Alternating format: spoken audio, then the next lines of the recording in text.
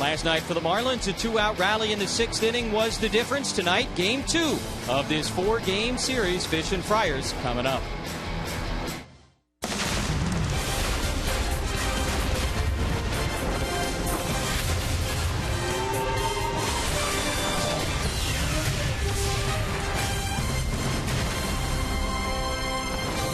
Let's start the weekend off with some good news. The All-Star Justin Upton back in the starting lineup for the Padres tonight.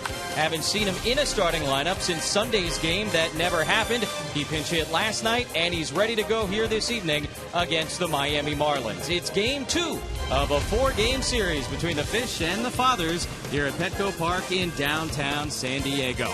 Welcome inside the broadcast booth with Mark Grant. I'm Jesse Agler. So glad you're with us on this Friday night. Hey, let's talk about tonight's starting pitcher, huh? Andrew Cashner started on Sunday. Now, the stats don't count. Right. Struck out 8, all that. But it's still something you can build off, right? Progress. Yeah. Carryover is something that we want to see in Andrew Cashner tonight. Believe me, when Andrew Cashner gets that pellet and hops out on that hill, he wants to try to do better than the last time. No matter if he throws 8 scoreless, he wants to go 9 the next time. So what did he do in these 4 2/3 that were washed out? He showed the good tight slider. He threw some really good changeups. But the one thing that I focus on is the location of the fastball and that tight slider. He'll backdoor it and he'll go down and in. Also, he'll go down and away. Sometimes the slider might get a little bit too big. That's when I think Andrew runs into a little trouble. Hopefully he's got that short, tight slider tonight. Wasn't just Sunday that Andrew Cashner's looked good. Over the course of his last 3 starts, some really outstanding numbers. This is something that he can carry over to tonight.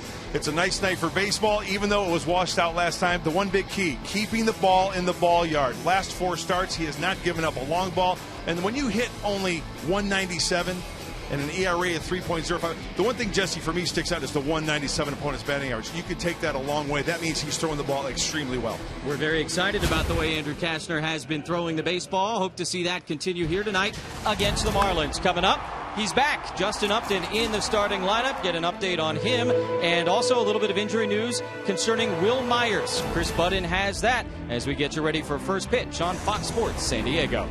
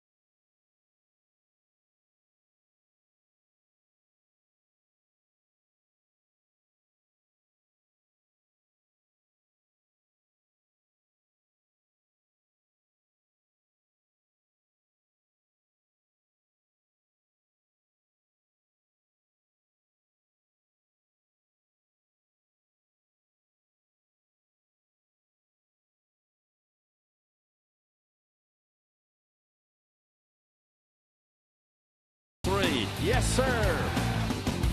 Good drive towards home plate. Fastball right there. You betcha. Swing and a miss. That's a big strikeout. That's the fastball location we're talking about. Good luck with that pitch. Game 2, Padres and Marlins, and welcome back Justin Upton back in the lineup after missing the last 4 days with left oblique issues. He said after yesterday pinch hitting and taking some swings in the cage, he woke up and there was no pain, so he's good to go today. Also, another milestone for Will Myers. For the first time since having left wrist surgery to remove a bone spur about 5 weeks ago, he was able to hit off a tee about 30 times in the cage today at 80%. Here's more on how he's feeling. There's not pain, you know. I felt the scar tissue right here on it, but there was no pain. There was no sharp pain, nothing like that. So I think the biggest thing is just evaluating it tomorrow, see how it reacts with finally swinging again, and I think we go from there. So where we go from here, he'll continue hitting every day, building up that strength until he can go full speed and do some batting practice. He'll go on the road with the team as well. Game 2, Padres and Marlins. Andrew Cashner takes the mound. We got first pitch as the Padres try and halt this losing skid against the Fish. First pitch coming up from Petco Park when we return.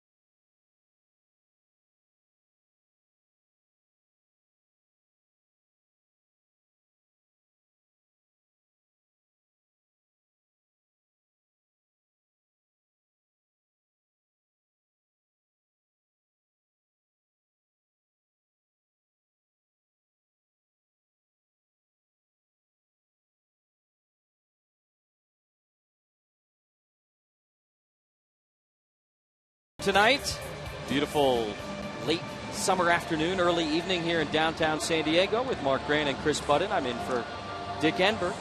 Cooperstown, New York this weekend. He'll receive the Ford C. Frick Award for broadcast excellence tomorrow in Cooperstown. Second game of this 4-game series between the Padres and the Miami Marlins. Fish took last night by a score of 4-0. They out-hit the Padres 10-3. As San Diego was shut out for the 14th time this season. They'll try and bounce back in support of Andrew Cashner here tonight. He was last on the mound Sunday, that game that didn't count. Washed out, rained out, postponed against the Colorado Rockies. He looked good in his 4 2/3 innings of work, and we'll try and build on that here tonight. Yeah, the Padres need to get multiple base runners. Only one inning last night that really stressed the Marlins. They need multiple innings like that tonight. Absolutely. Cashner will face this lineup. Miami's is brought to you by Hyundai. Good job, Ray. Ichiro Suzuki will lead off once again. Very much a similar lineup as Dan Jennings had last night. The one change is behind the dish. Jeff Mathis will catch this evening. Yesterday we saw JT Realmuto behind the plate for the Marlins. Christian Yelich had a nice night last night at the plate and in the field. Took away a couple of hits from the Padres out and left.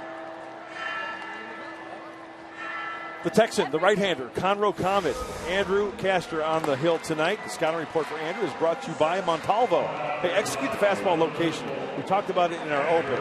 He did really good location of that pitch against the Rockies when it got washed out. And also, not too big of the slider. If it's nice and tight, should have a good night tonight for Andrew Cashner.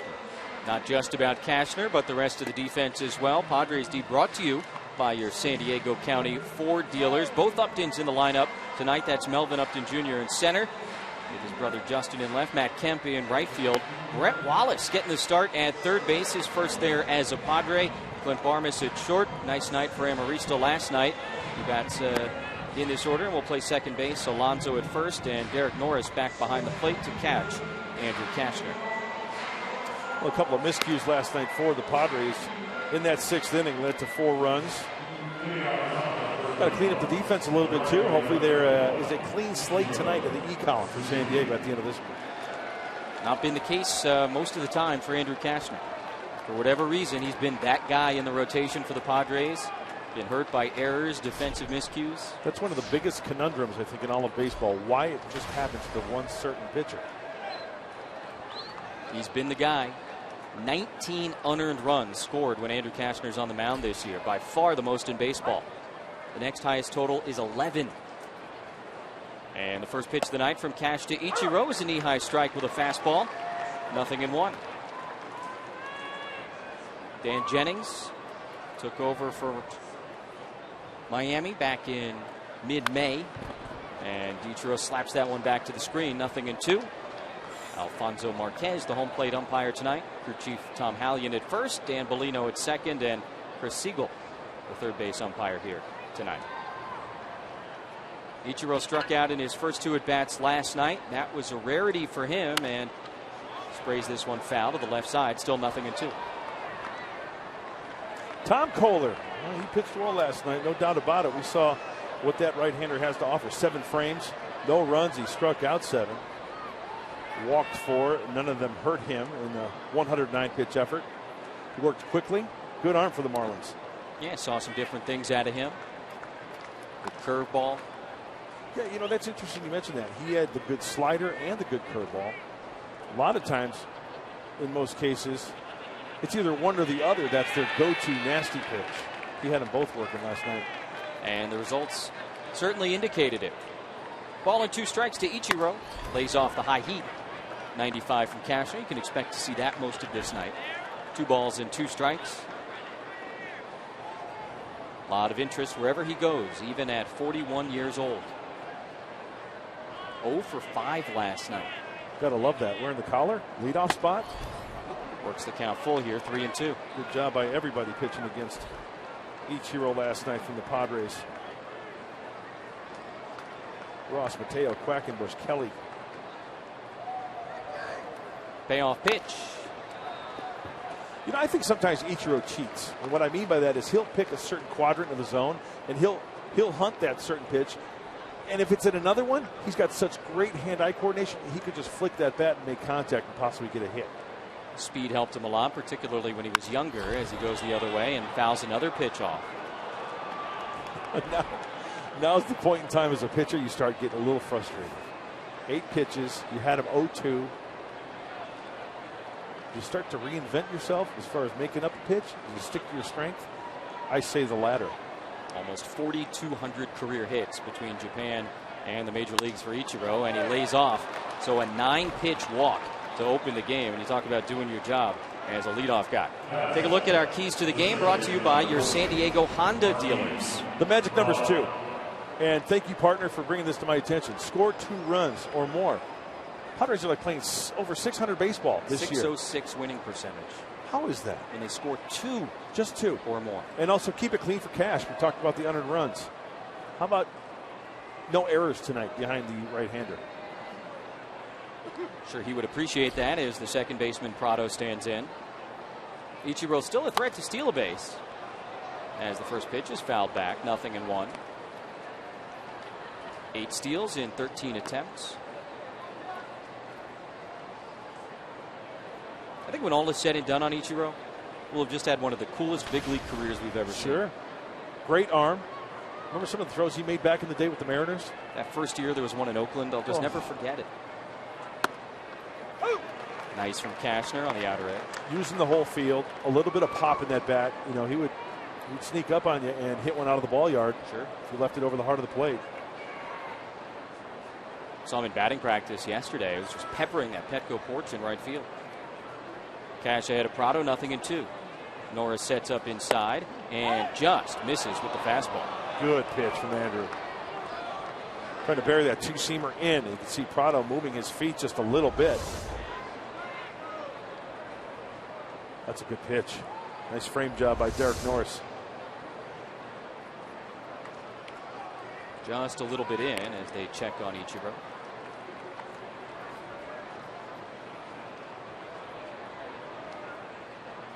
Derek Norris has thrown out 26 would-be base stealers this year.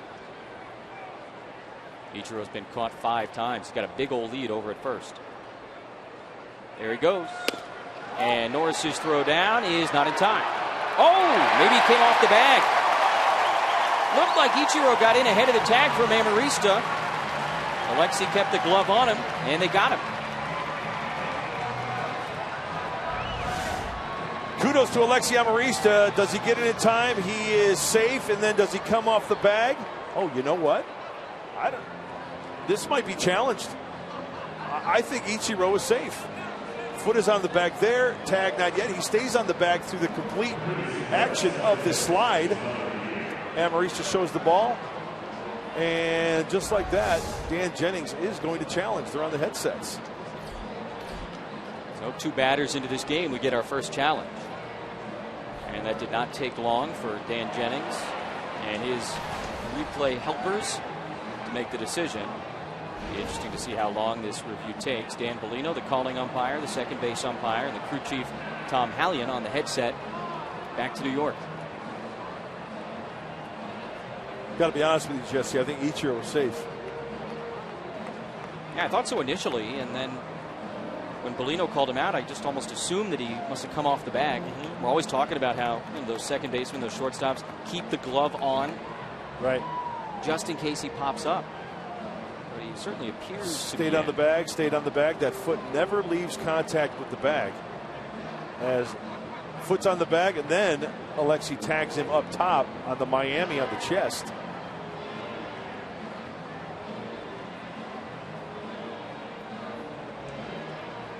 Yeah, the main key here is that Ichiro never lost contact with the bag.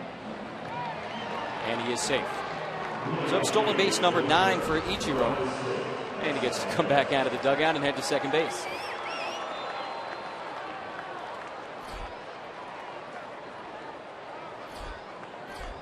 Marlins keep the challenge. Less than 90 seconds on that review. One of the more cut and dry ones we've seen this year, I think. Meanwhile, 2-2 to Prado after that pitch missed. Reaches down and fouls that one back. Prado 1 for 4 last night, struck out 3 times, but he got the trouble started with a 2-out single in the 6th inning. Tyson Ross was cruising. And then 5 straight 2-out hits for Miami. Cashner's 2-2 is strike 3 called. 95 right on the paint. And that's the first strikeout of the night. And if we take a look at our Arco top tier profile, and it's that guy, Ichiro. I mean, some of these numbers just incredible. His rankings among active major leaguers: 2nd batting average, 2nd in hits, 5th in runs scored, and more stolen bases and multi-hit games than any other active player. The guy seems to never age. Just keeps on producing. Playing a bit more right now than probably he would have anticipated that the Marlins would when he signed his free agent contract. But with the injury to Stanton, he's getting a good amount of tick, as they say. Dude's 41 years old. He's running around. Yeah. It's not like some relief pitcher coming in to get an inning. No offense to those guys. It's not like, Bartolo Colon out there on the hill, tossing the agate plateward. And this guy's doing it with the bat, doing it with speed, playing defense. Got his own workout routine.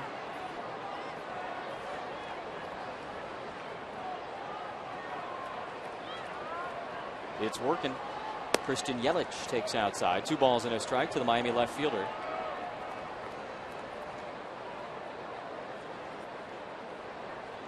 Dave Roberts knows a little bit something about stealing bases.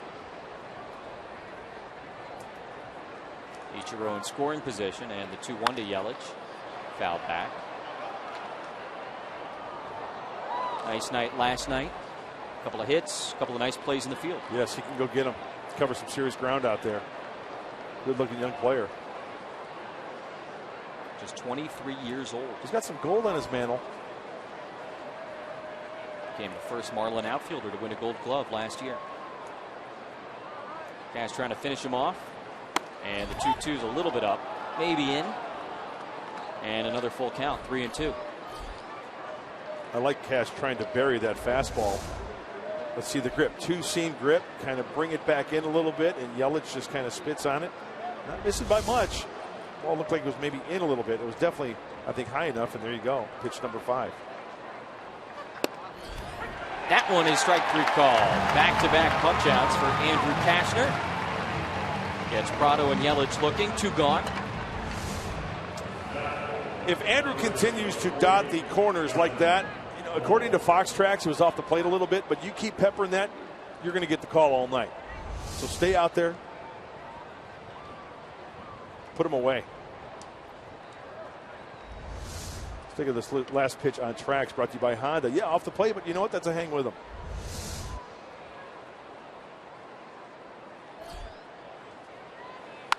Bohr, first pitch swinging. Fouls it back out of play. 0-1. Big first baseman last night. 1 for 4 with an RBI single. Strikeout, grounded into a double play. 10 home runs, lead all of the non-Stanton players on the Miami roster. Ichiro still out at second base with 2 gone. High fastball, 1-1. Yeah, I like that. He wanted it in. If you're going to miss up. And hopefully that ball doesn't leak over the heart of the plate. Hey, get it up there. Make him do the limbo rock a little bit. Smell a change up here, maybe, Jesse?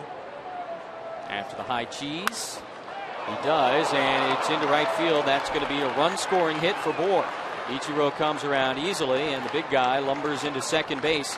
RBI double for Justin Bohr. He's driven in 30 now for the Marlins, and they strike first, 1-0.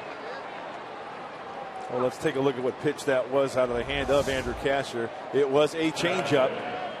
And where does he leave it? See how Derek Norris has to reach across for a left-hander. That's right into his swing path. It speeds up his bat.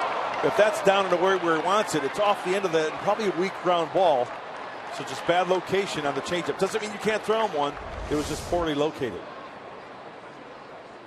Bohr replaces Ichiro at second, 2 away, and Casey McGee takes a fastball outside. He had one of those consecutive hits in the 6th inning. Ended up coming home to score on a throwing error by Austin Hedges.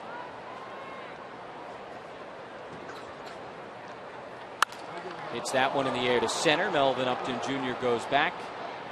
And without too much trouble, he tracks it down, and the side is retired. The Marlins, though, get one on the Bohr double. Padres coming up.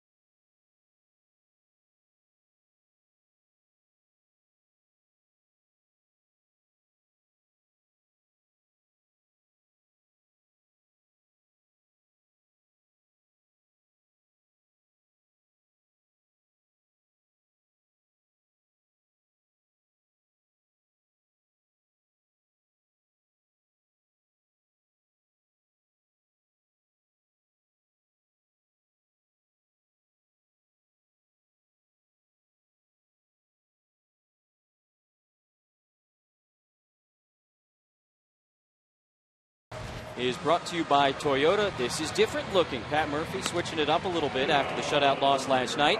Alexi Amarista leads off for the first time this year. Alonso and Kemp with Justin Upton back in the lineup. Brett Wallace starting in the field for the first time this season. Norris, Upton Jr., Barmas, and the pitcher Andrew Kachner. Scouting report for right-handed veteran Dan Herron, brought to you by Sleep Train. Hey, guy's a control freak. This guy throws the ball. I mean, I'm just going to keep it simple. He throws strikes. He is a strike thrower, and he relies on location. In and out, up and down. The fastball is only going to top out about 87, 88, and he also throws a cutter, curveball, splitter as well, but mainly fastball, cutter. Alexi Amarista now the 10th man to lead off a game for the Padres this season. 9th under Pat Murphy.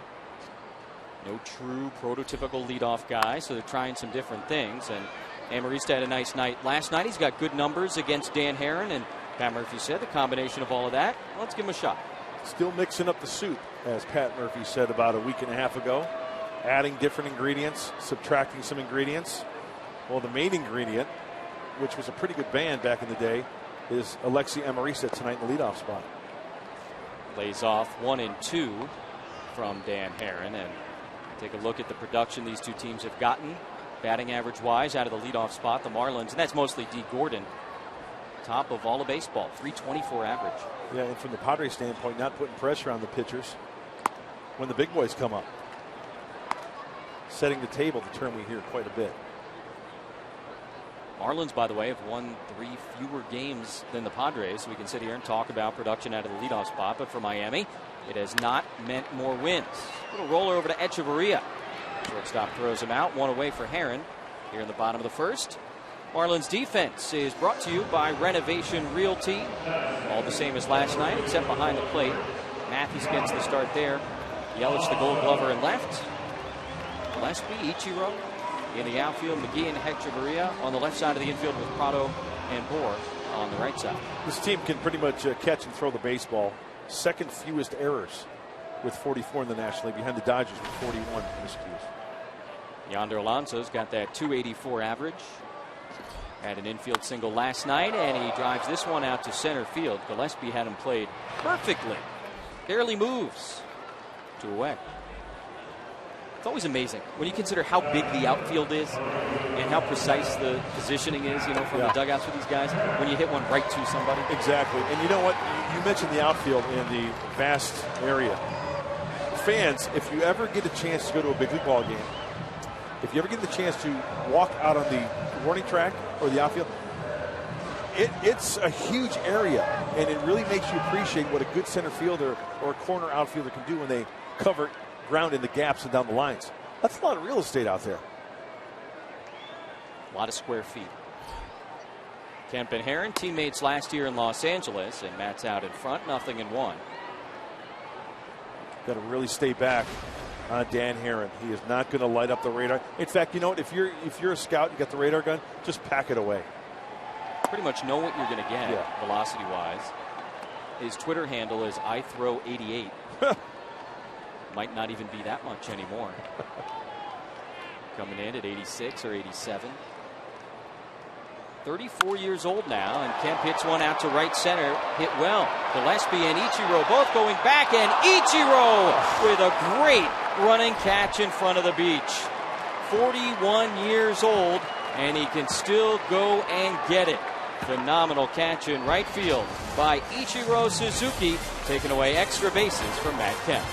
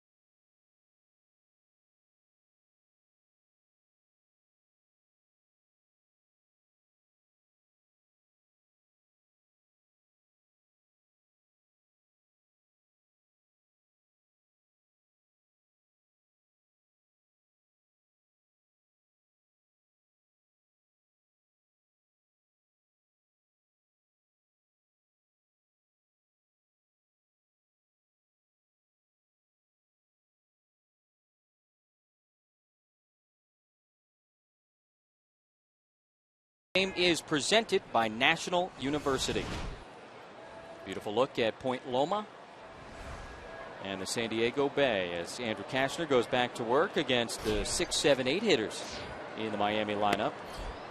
And the center fielder Gillespie feigns bunt and takes ball 1.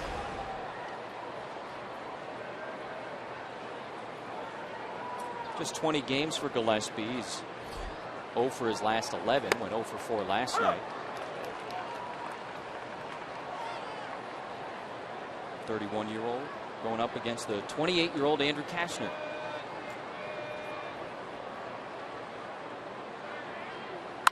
That's on the ground and right back to Cash. We'll take a look at it. That's the ball. 1 away. As Dan Jennings and Pat Murphy go head-to-head again here tonight. Just very few in-season changes on the bench around baseball each year, and both of these teams participating in that action in 2015. Yeah, interesting dynamic on both ends. Dan Jennings, front office, never had a chance at managing in the minor leagues ever professionally. In fact, in high school, he was a coach in high school. Pat Murphy, of course, a great collegiate career at Notre Dame and Arizona State. And, of course, at the pro level in El Paso and starting at the A-ball level in 2010 was when Pat joined the organization. Winning records at Eugene, Tucson, and El Paso in the Padres minors. There's strike 1 to Jeff Mathis.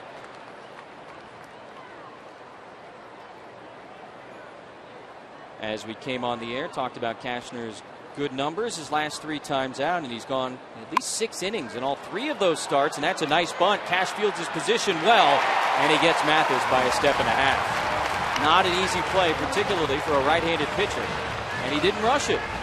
Talk about athletic ability. When the ball leaves your hand, you are a fielder. Get to it. Go to your right. Step, plant, fire a P-rod. Oh, that's 95 on the gun to first.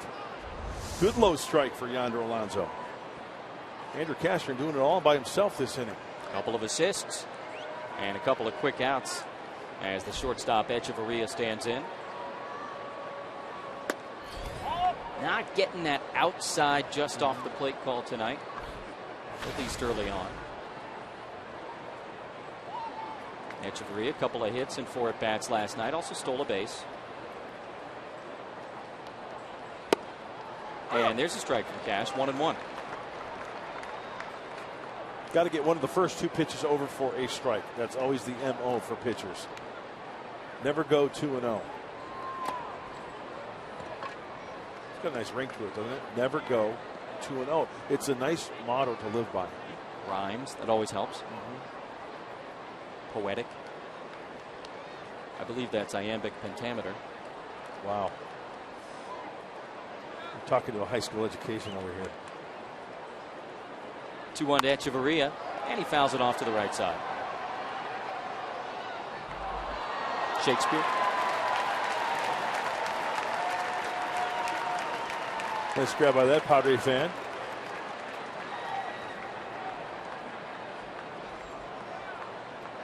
Love Bill. Billy S. Yes, Echeverria can't hold up. And a nice quick inning for Andrew Kashner after a 26-pitch inning first. Marlins go 1-2-3 here in the second. 3rd strikeout for Kashner tonight, his 100th of the season.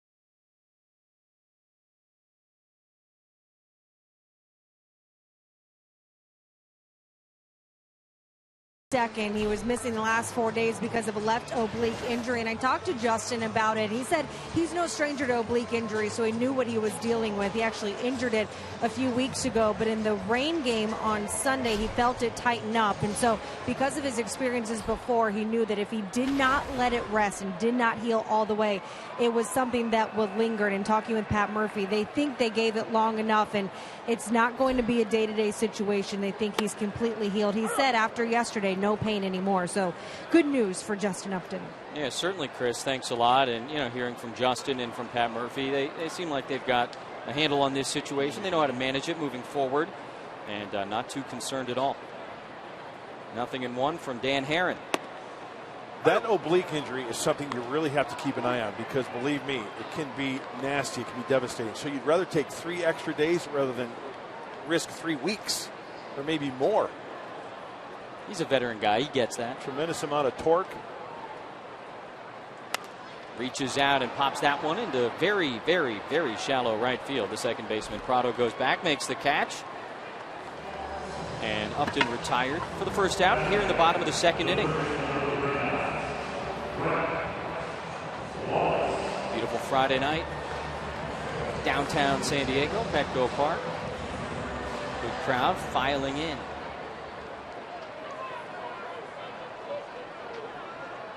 It is a big outfield. Here's Brett Wallace starting at third base tonight. And he takes inside for ball 1. Third start of the season for Wallace. The other two both as the designated hitter during interleague play.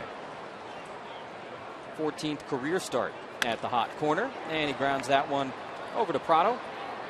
And quickly 2 away for Herron here in the bottom of the second. Well, Herron makes it look easy sometimes, doesn't he? Just flipping it up there, relying on location and movement. Just one of his last 8 starts. Another guy whose name has been kicked around quite a bit with the trade deadline approaching next Friday, a week from today.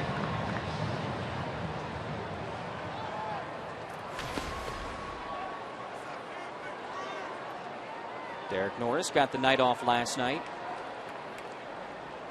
Austin Hedges was in there, reached base after being hit by a pitch, and Norris takes in the dirt. 1-0. 3 key components to being a successful pitcher: movement, velocity, and location. What order would you rank them in? I would go location 1, movement 2, velocity 3. That's what I hear. Pitching coaches, pitchers, former pitchers. And that's contrary to maybe what a lot of people think, right? We all fall in love with the radar gun. You know, it's fun seeing an Aroldis Chapman or an Andrew Cashner throwing the mid-upper 90s.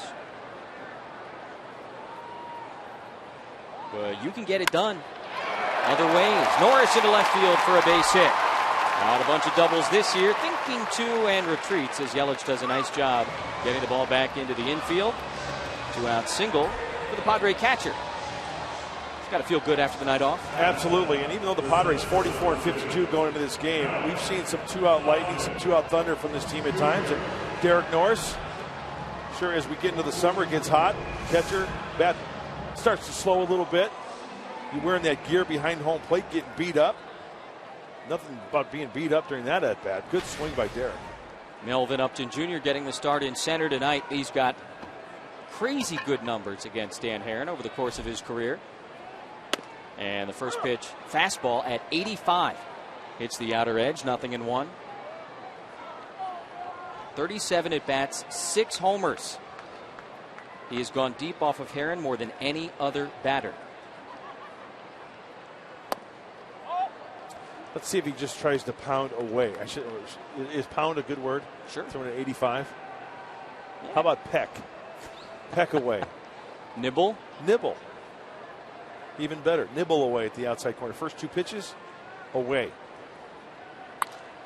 That one popped up right side. Boer's giving it a look, and he'll run out of space.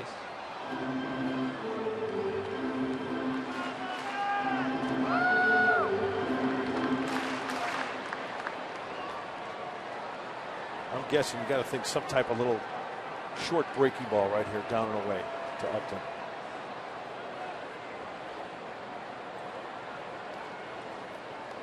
Worked him away with the first 2, left that one over the me to the plate as they check on Norris. Aaron, an all-star with the A's in 2007, with the Diamondbacks in 2008, 2009.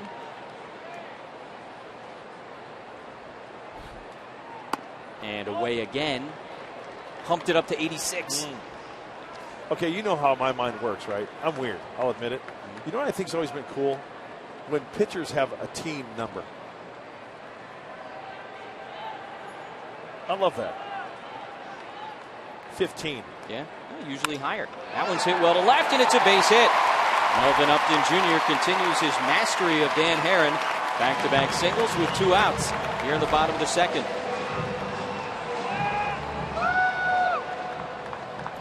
Doug Drabek, 15. As we take a look, 15's little cutter. It's up, it's elevated. Sure, it's on the outside part of the plate, but he wants that one down by the knees on contact. That's at the belt buckle. Staying through that swing path nicely and continue to grow the numbers for Melvin Upton Jr. against Dan Herron. Sometimes there's just a guy. First and second, 2 outs, and Barmes in the 8-hole tonight pops this one up behind the plate and out of play. 83-mile-an-hour cutter.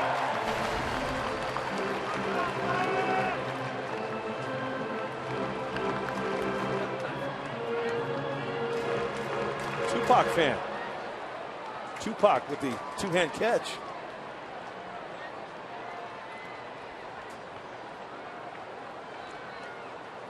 Goes down and grounds that one foul outside of third. Nothing in 2 to Clint Barmes with 2 on and 2 out in the second. Marlins did all of their offensive damage last night with 2 away. Padres try to return the favor here in game 2 of this series.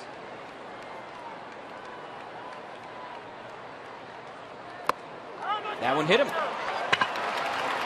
So on 0-2, Dan Herron hits Clint Barmes. He has now hit a batter in 3 straight starts. And that'll get Andrew Kashner to the plate with the bases loaded. Hey, not a bad feeling getting Andrew Kashner up as Clint Barmes tries to bring that elbow in and just gets him a little bit.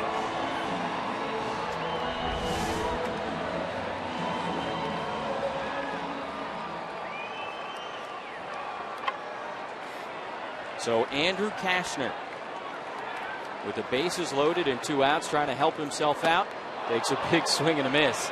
Curveball from Herron to start him off. Norris at third, he singled. Upton Jr. did the same. Barmes hit by a pitch. All of this coming with 2 away.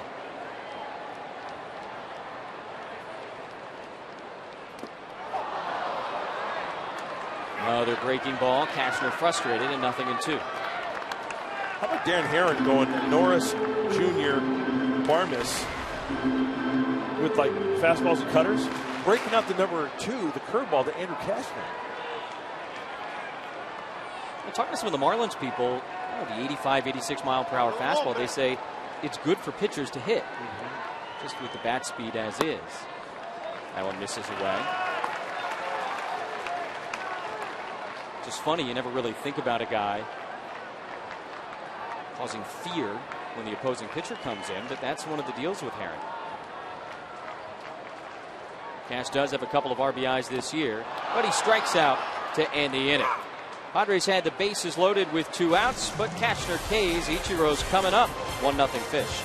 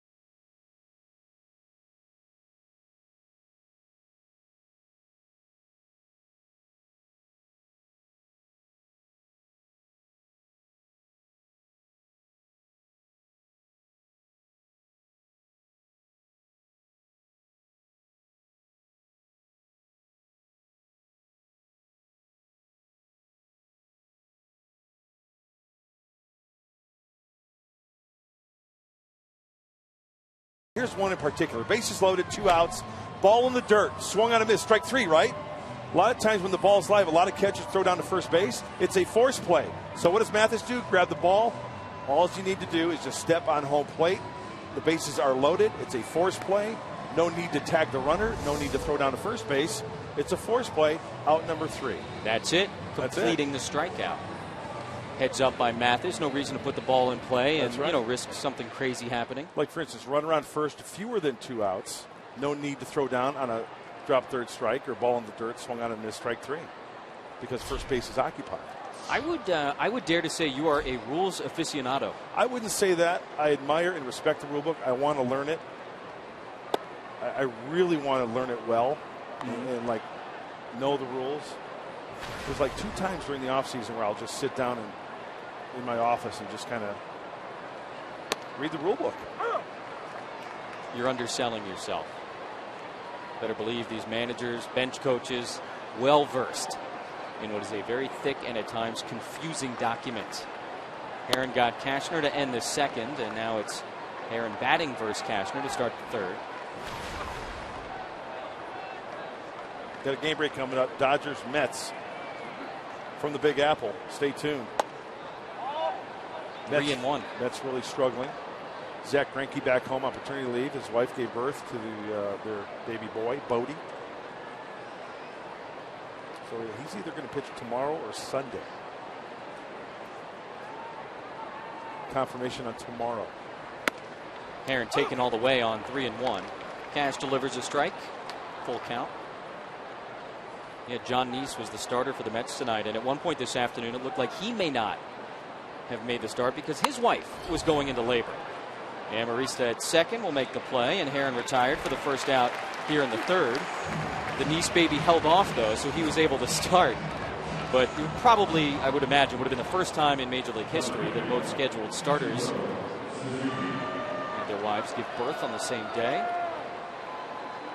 331 average for Ichiro against San Diego.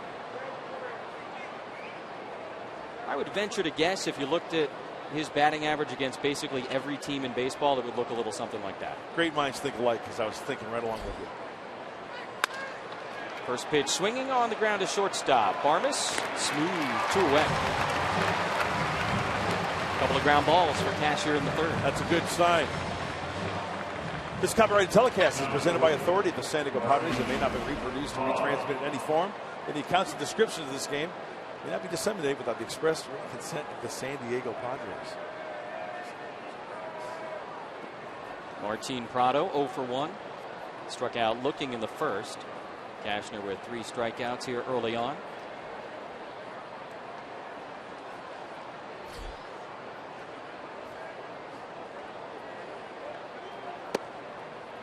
That's free and easy at 94 with movement.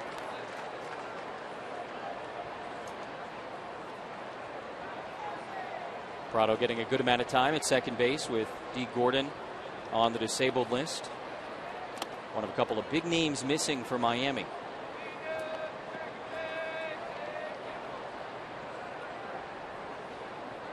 Giancarlo Stanton, the other, of course.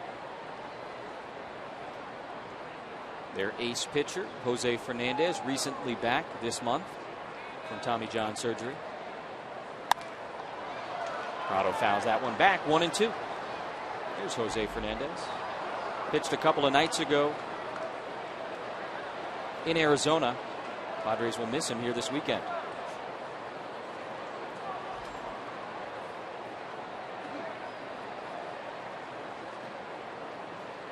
1-2 from Cash, and in the air to center.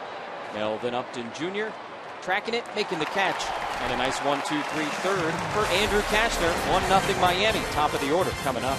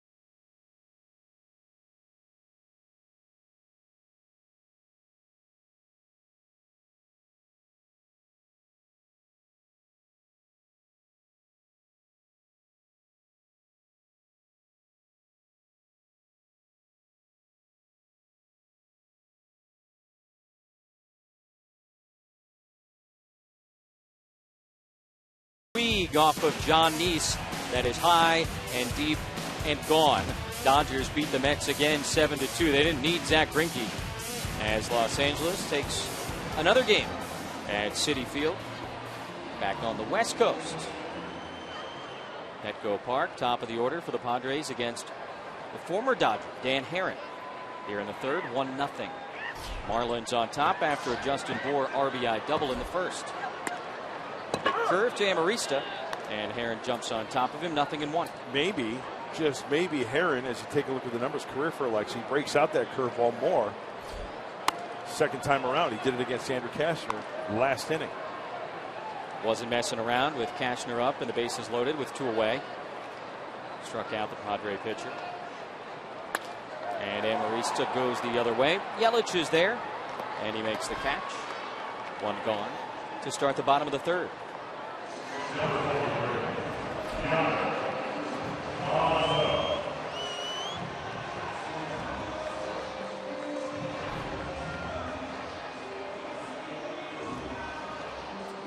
Great night for baseball, isn't it, Jesse? Just the best. Best ballpark, best city, best conditions. Come on. Where else would you rather be? Can't come up with an answer, can you? Oh, I could. Maybe the roof of the Western Metal Yeah, Building? that's a good spot. 0-1 to Alonso. And yonder takes low from Herron. Ball and a strike. The Miami guy has hit well against the Miami club. .371 average in 18 games against the Marlins in his career. Hits that one hard, but nicely done by Prado over at second base, 2 away. Let's check in with Chris Budding. Chris? Well, Jesse, you were mentioning Suzuki's odd workout habits, and I wanted to fill in a little bit more. He has these 8 machines that were designed by a Japanese company, and he flies them to wherever he's living. So they're in Miami now, but they'll ship them back over to Japan where he stays during the winter, and he uses them 4 times a day. And they look like American weight-bearing machines, but what they really do is work on his flexibility. It's something he's very proud of. And if you ever peek over at him when he's in the outfield, he's constantly bending over, stretching. Yeah, that's been his, would trademark be the right word, Chris? Yeah, he's always it's like, his thing. Yeah, whenever he goes up to the plate, he'd go into a squat, and you're right, he's always staying limber. He took a hit away from Matt Kemp last time. Nice running catch in the gap in right center. Looked like it could have been extra bases for the Padre right fielder. Like Alonso, good numbers against the Fish in his career. Ooh. Herron may have gotten a call on that last curveball. That changes the whole dynamic. Pitch number 3, down and away. Rather than 2-1, now 1-2. Now Matt Kemp really has to protect.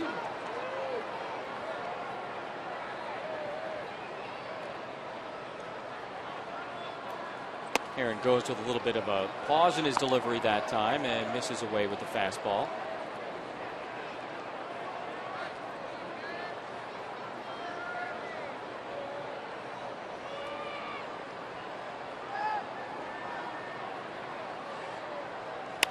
Reaches down, and that's a fair ball down the left field line. Matt Kemp's going to try for 2. Yelich going to come up with it, and all he can do is lob it back to the infield. There's the Kemp the double Matt Kemp was looking for. His 22nd of the season, and the Padres get another 2-out hit against Herron. It's almost as if Matt Kemp anticipating that ball down and away, and just keeping it fair. It's a split finger. Oh, what a great shot. Off-speed pitch, so Matt goes down and gets it, rolls it over, top hand. Casey McGee, no chance, and that's a double for Matt Kemp. Stayed on that ball long enough to keep it fair. Hit the ball well and hard each of his first 2 times up. Last inning, Padres got 2-out singles from Norris and Melvin Upton. Now a 2-out double for Kemp to get Justin Upton to the plate.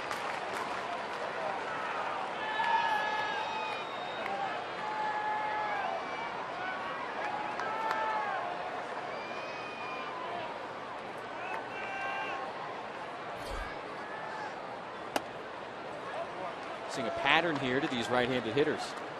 I was just about to ask you that question, Jesse, and from what we've seen from Herron, what's the main thing against righties? That's it. Away, away, away. Yeah. Good call. Goes back there, gets Upton to swing and miss. 1-1.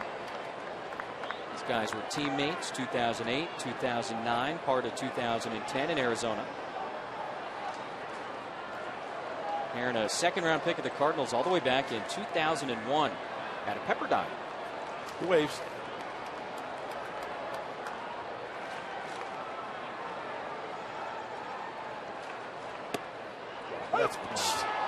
That's unbelievable. 84, little slider, cutter, just you can't place the ball any better than that. Working around it, you see that's a cut fastball. Maybe a big cutter. Any way you look at it, it's a great pitch. Saw Mathis use the catcher's mitt to bring it back, but on Fox Tracks you can see it was a strike. Yep. Got it. Oh, some good pitching from Dan Herron. He strikes out Justin Upton with Kemp aboard. 1-0 Marlins after 3.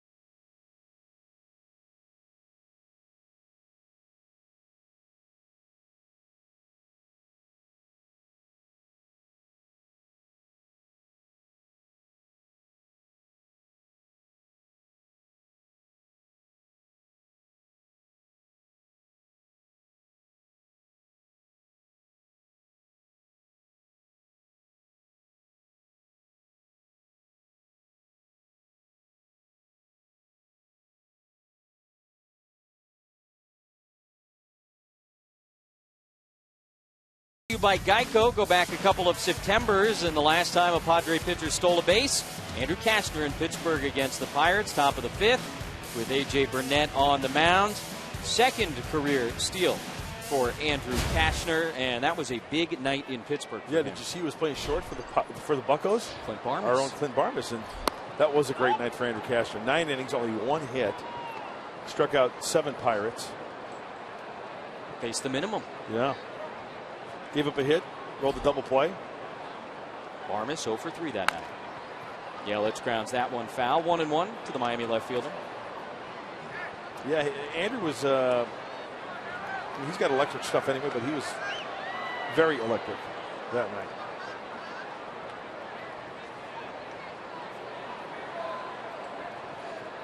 Pitch 51 of the night is ball 2 to Yelich.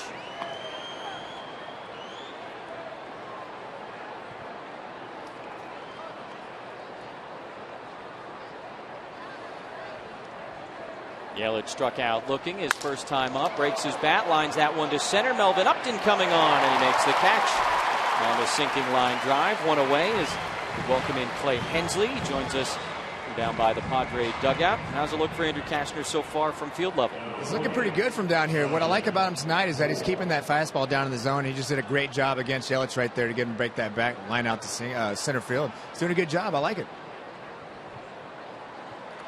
Just 1 hit for Miami so far. The RBI double by this guy, Justin Bour. Big kid. Clay, it's kind of fun seeing the contrast of Dan Herron and Andrew Kashner, and we made the point earlier. I'd like your opinion on it. It's not about lighting up the radar gun, is it? Well, are you making that point because I didn't light up the radar gun, or? Well, you know what? You weren't at one point in my career. I did at one point in my career. You did, but you weren't. My labrum hit me in the face. You know. No, it is. It's interesting. It's a great part about this game is that there's many ways to get it done, and you can see it tonight. You know, you have a guy out there like Kashner throwing cheese, you know, keeping it down at the knees, and then you have Herron over there cutting them up and sinking it, you know, down and away. It's you know, it's fun. That's what I loved about pitching so much is that you're able to get it done, you know, in various ways. Ball and 2 strikes to Bohr. And Cash misses a little bit inside. And the cool thing, right, Clay, is that the Dan Herron we're seeing tonight, not necessarily the Dan Herron we saw at the beginning of his career. Yeah, well, that's the thing. I mean, this is a game of adjustments, especially at this level, to be a power pitcher at one point in your career and to make the adjustment when you don't have the velocity and continue to get guys out. You know, guys like Greg Maddux were fun to watch. Strikeout number 4 for Kashner as he freezes Bohr. Good pitch on the inner part, 2 away. Yeah, that pitch just had enough movement, caught the inside part of the plate.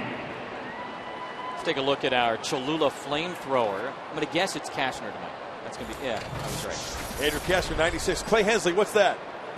Some cheese, some hot sauce. That is hot sauce with movement too, yo. He's got the velocity, he's got the movement, he's got the location. He's got the lollipop. Oh. Sharknado.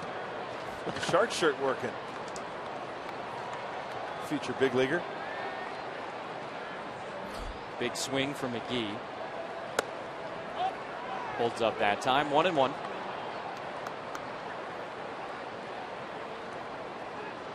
Flew to center field. Been busy early on for Melvin Upton Jr. out there. And strike 2. Cash now up over 100 strikeouts on the season. Padres become just the 3rd team in baseball to have 3 starters with over 100 Ks. Ross and Shields also in the club as that one is lined to center field for a base hit. Upton was shading the other way. McGee is thinking about 2, and he will make it to second base. So another 2-out hit for Miami. Second double of the night for the Marlins. Well, it was a slider out of the hand of Andrew. You can see his fingers working around that baseball, the dot, and once again, just poorly located. Needs to execute that slider down and away. When it's tight, down and away, very tough to square it up. That one was hung, and Casey McGee squared it up for his 9th double of the year. In essence, kind of speeds up his bat as well. And what I mean by that is when you throw a breaking ball, it's a slower velocity breaking ball, but it's in the heart of the zone. That bat's going to have a greater chance of catching up than it being down around the knees on the outside corner. McGee's done a pretty solid job for the Marlins since coming back from San Francisco earlier this month. 2-out double from Bohr, drove in a run in the first. 2-out double from McGee here in the 4th, and the center fielder Gillespie. Good numbers and limited at bats with men in scoring position this year. 2-0. 16th start for Gillespie. 19th for Andrew Kashner.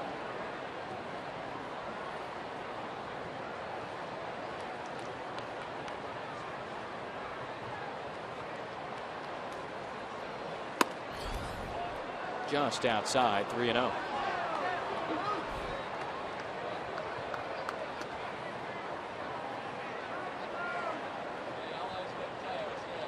Gillespie had his contract selected from AAA on June 27th, making his 16th start tonight. And he had the green light. Holds up on that called strike, 3-1. Yeah, 95 on the corner is not really a good 3-0 pitch to swing at. That's a tough one.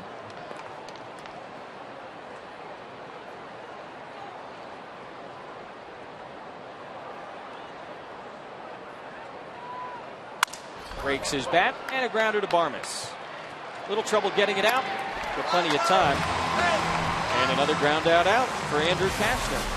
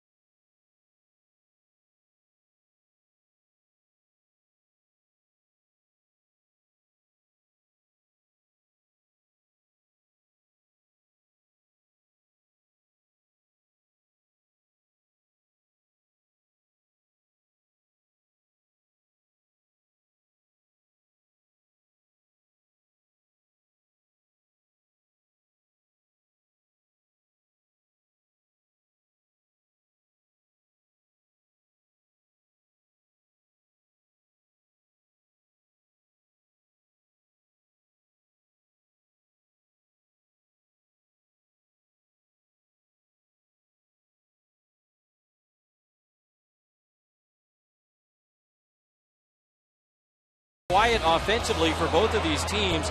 Marlins have just 2 hits. This was one of them. Justin Bour doubling to right, plating Ichiro to give Miami a 1-0 lead in the top of the first inning. And that's it. That's all the run scoring that we've had. Ichiro came in to score after stealing second base. He was originally called out by the umpire, Dan Bellino. Dan Jennings, the Marlins challenged it. The call was overturned, and now sandcastles for everyone. That's awesome. Eating sand. That is so awesome. High in protein, right?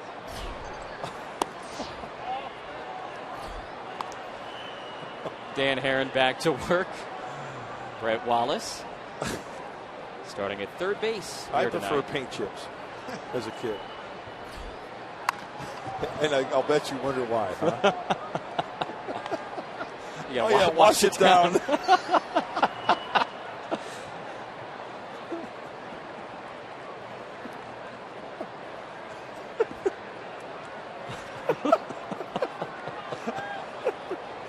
High in fiber right there. Yeah, that's it.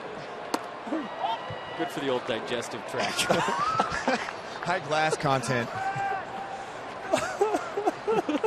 He's like, I need more water. Give me water.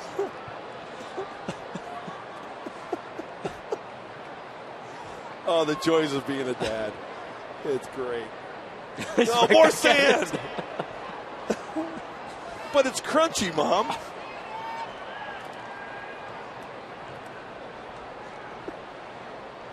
Outside ball 3 to Wallace. I always pegged you as more of a Play-Doh guy, to be honest. Salty. Didn't have much Play-Doh. Oh, come on. Look what you did. Oh, that hurts. Oh, poor kid. Full count to the Padre third baseman. Herron started 32 games for the Dodgers last year. 13-11, his 10th straight season with double-digit victories. Wallace hits that one well out to right, and you can forget it. Brett Wallace goes deep for the first time as a Padre, and it's 1-1.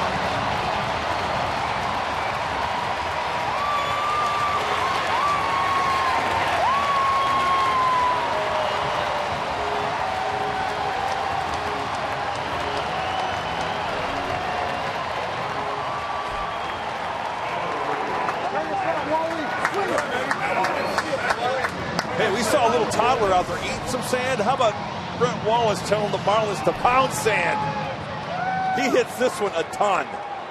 Now that's what happens when you throw a poorly located off-speed pitch, righty on lefty, speeds up his bat a little bit. Even though Herron doesn't throw that hard, the little breaker over the heart, gone.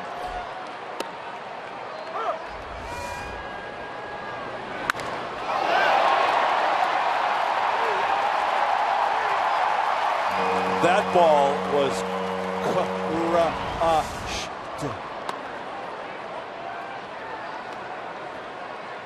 Left the bat at nearly 105 miles per hour. Wallace came to spring training with the Padres this year. He was told he would have an opportunity to compete for a spot on the Major League roster. Began the season at AAA playing for Pat Murphy. And now he goes deep for the first time at the big league level this season.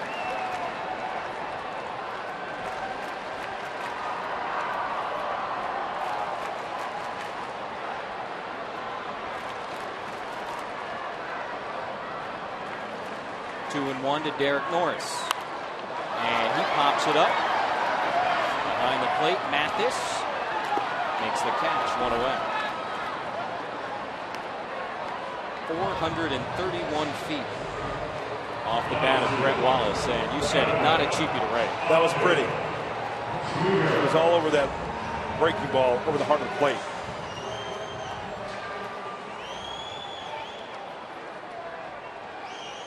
Melvin Upton Jr. You know, there's certain terms in baseball which I love, and I know you like the baseball vernacular. Mm-hmm. That one falls under the term of the cement mixer, where it was just kind of rolling and not much breaking. The pitch out of Herron's hand. I got one for you too, Mud. What's that, Clay? And then the ball was waffled. I like that. I like the waffle. But you know what, Clay, Hensley, if you're going to give them up, those are the ones to give up, right? You know what? I actually said that to somebody one time that dropped a bomb off me, and he was like, yeah, I guess. I was just like, well, I was just trying to make myself feel better, but...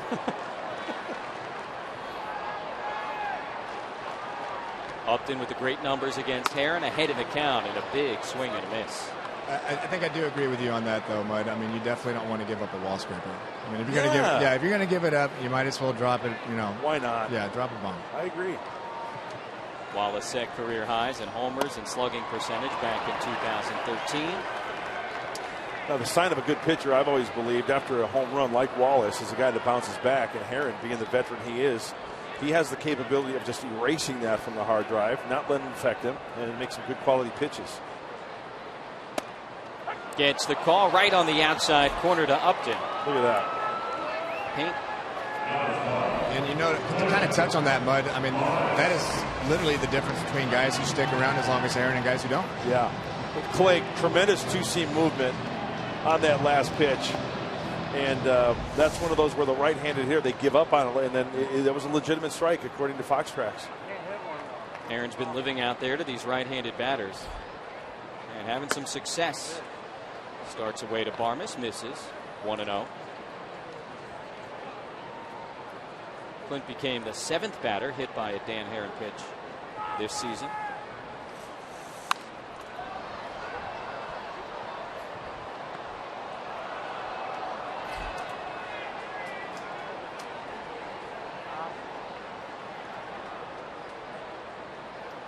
Pat Murphy said earlier this week Barmes is going to be the regular shortstop, the everyday shortstop moving forward. We'll see other guys there, but expect Barmes to get more than his share of playing time. Been a big juggling act since he took over for Pat Murphy.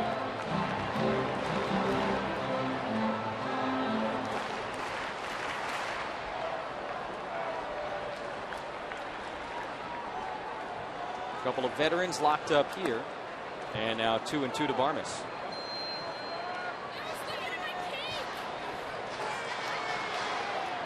Mud, are you ready for another vernacular term right there?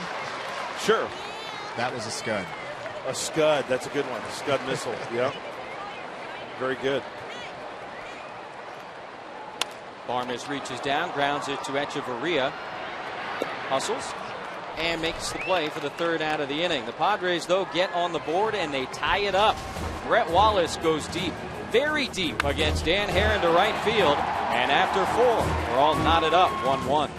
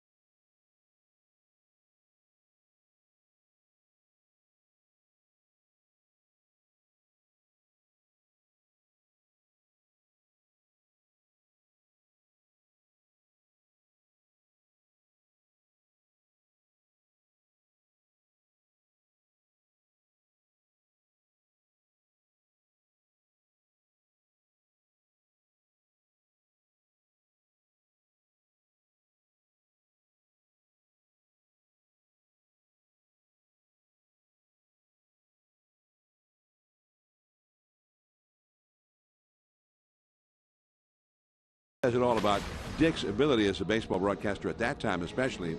He worked in the same market as Vin Scully. Nobody ever heard of the Angel broadcasters in that era because Vinny just overpowered everybody. But not Dick Enberg. Dick more than held his own against the great Vin Scully in L.A. because Dick Enberg is one of the best there ever was at broadcasting baseball.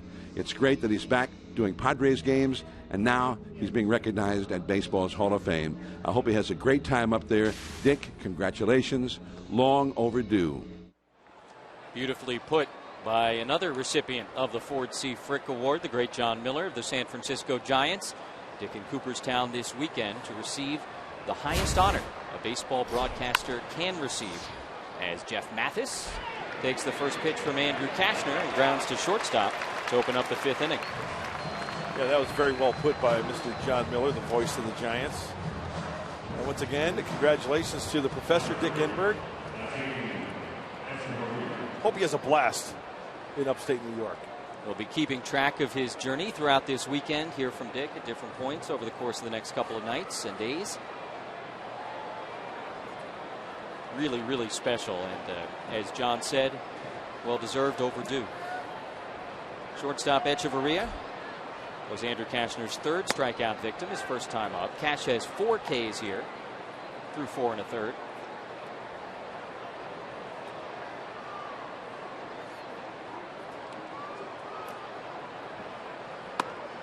And that's a strike to the 8-hitter for the Miami Marlins.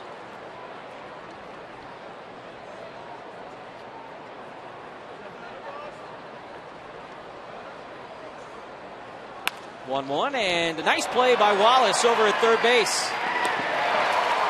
Hit a home run, make a nice play. Have a night, Brett Wallace, 2 away. That's why they call it the hot corner. Going to his right, and plenty of time that ball hit. Gets it by 2 full steps. Brett Wallace doing it with the bat, doing it with the glove, helping out Andrew Kashner. Nicely done. A couple of ground ball outs for Cash to start the 5th. And his reward is Dan Herron coming to the plate. He grounded out his first time up. And he takes strike 1. Clay Hensley down by the Padre dugout. That does wonders for a pitcher's confidence when a play is made like that, right? Oh, you got to love it. On top of that, dropping a bomb earlier in the inning. It's great. Fun few minutes for Brett Wallace. Kashner quickly ahead of Herron, 0-2. You talk about sometimes, right, a guy struggling at the plate, he can take it into the field. Maybe the inverse is true. On a big night with the bat, feeling good, making plays.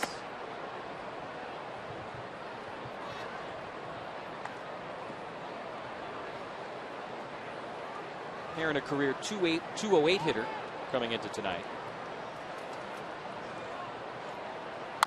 And he grounds that one to second for the 2nd time tonight. Alexi's got it, and a nice 1-2-3 inning for Kashner. 3 straight groundouts. We'll go to the bottom of the 5th, 1-1 at Petco.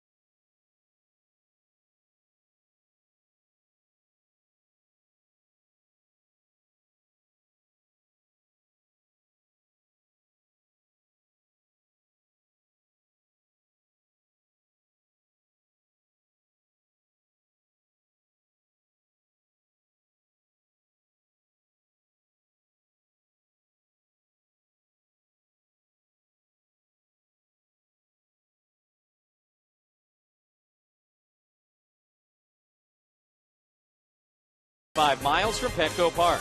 By SeaWorld, discover the wonder of the sea. And by Mercury Insurance. Log on to mercuryinsurance.com today and see how much you could save. 1-1 game as we go to the bottom of the 5th inning. Both pitchers doing their parts. Dan Herron and Andrew Cashner. A couple of hits for Miami against Cash. 4 hits for San Diego against Herron. Don't you just love that Phantom cam? Super slow-mo. 2,000 frames per second. That's a lot. 2,000. Look at that. And there's Eddie Ibarra. Eddie, a tip of the cap to you, my friend. A job well done. Looks like something you could make a movie with. Like a real Hollywood motion picture. Yeah. A feature film. Okay, Spielberg. Nice try, Eddie. Cashner will lead it off with Amarista and Alonso to follow. 9-1-2 for San Diego here in the 5th. Brett Wallace's first Padre home run leading off last inning, tied the game. Remember how Herron took care of Cashner last time up. Curveball starts him off with the first pitch slider. Cashner's first at bat came with the bases loaded and 2 away. This time he leads off an inning.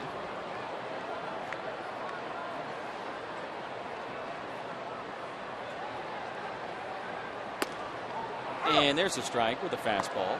2-1.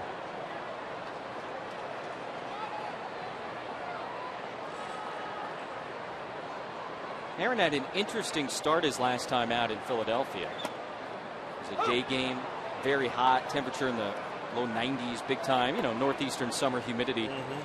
And gave up a couple of home runs early on, gave up 5 early runs, sweating, not pitching real well, and he really bared down. Ended up throwing 7 innings. Cashner pops this one up on the right side, and Gore in foul territory makes the catch for the first out.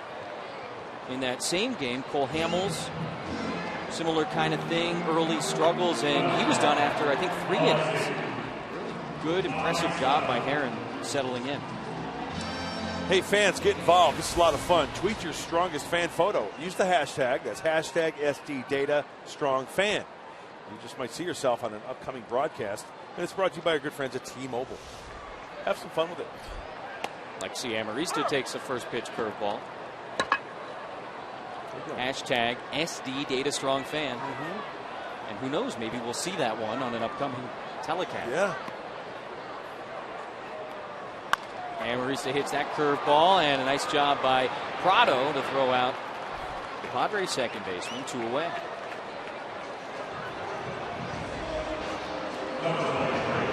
Second straight night, we've seen good pitching out of both of these clubs.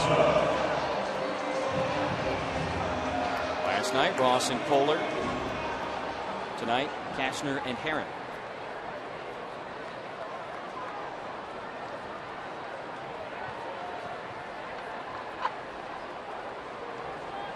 Good Friday night crowd.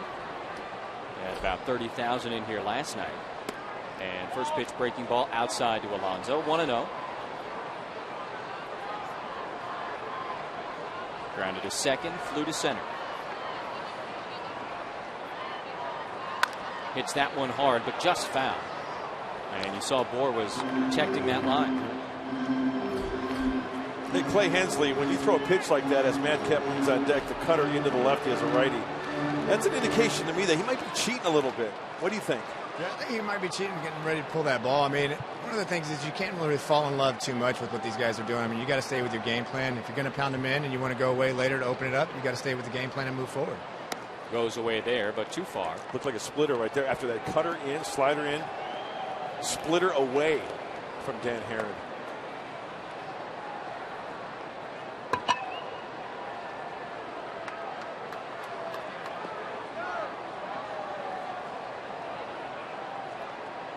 Herron, as he has been most of his career, eating innings for the Marlins this season, especially as of late. Curveball hung and banged foul by Alonso. 2-2. Herron's gone at least 6 in 7 of his last 8 starts. And a lot of people around baseball thinking this could be his final start in a Marlin uniform. Came over with D. Gordon in that trade with the Dodgers in December. And that one's hit well out to right field. Ichiro can do nothing but look up. Couple of lefties have gone way out of here against Herron tonight. And the Padres are on top 2-1.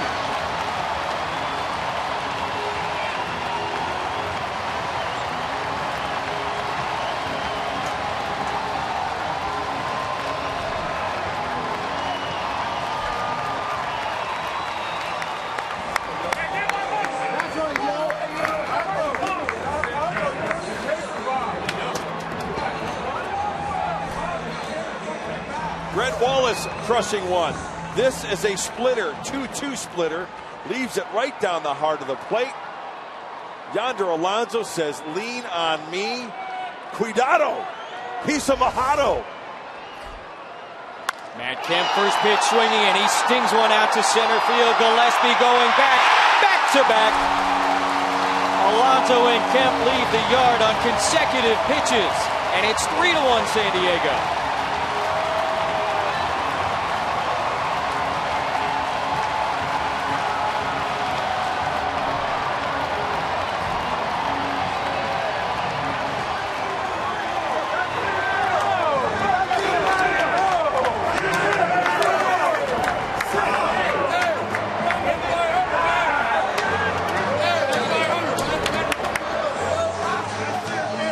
Going gap band this inning.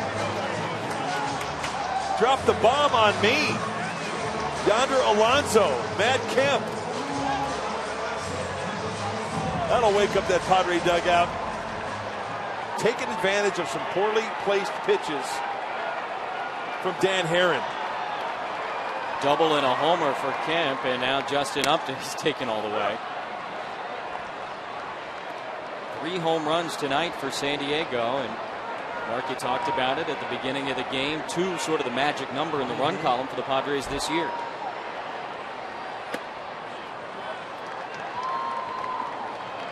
Alonso's first home run since the grand slam in Cincinnati. Left-right punch. Gotta love it. Away to Upton, and a 2-ball, 1-strike count.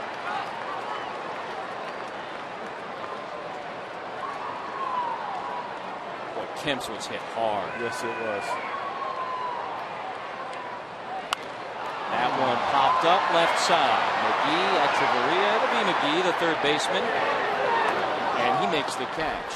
And that's it for the Padres here in the 5th. But it was a productive inning and a fun inning for San Diego. Padres go back-to-back off of Dan Herron. Yonder Alonso coming up with his 3rd home run of this season. He pulled it out to right. And on the very next pitch, Matt Kemp going deep to center. 3-1 San Diego.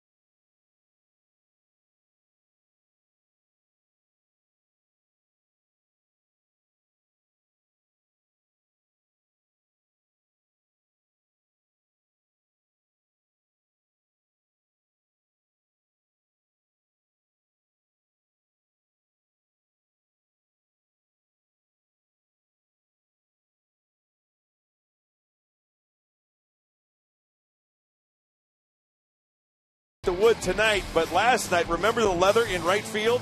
Last out of the 5th inning off the bat of Danny Echeverria. How far does he have to go? 68.9 feet. That wall was creeping up on him. But as an outfielder, you've got to commit. You've got to commit to try to catch that baseball. He was not afraid of that wall. Squeezed it for the final out. Nice play by Matt Kemp. Yeah, we've seen him make some really nice catches in right field this season. He's shown off the arm a few times as well. And you saw that reaction in the dugout after the homer. Trying to provide that energy, that spark with his teammates. A little dance. Top of the order for the Marlins here in the 6th. Padres playing with the lead for the first time in this series. Andrew Cashner needs a shutdown inning quickly. Get that Padre offense back in that dugout. 2-2.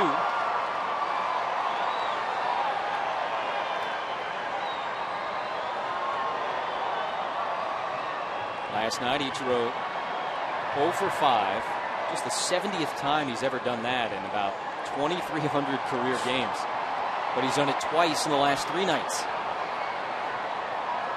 41-year-old playing more often than you'd expect. Ground ball to second. Amarista makes the play, and Ichiro tonight 0 for 2 with a walk. 1 away. Chris was talking about the workout routine. Doing whatever he can to stay as fresh as possible as back to the bench, and Martin Prado stands in with 1 out.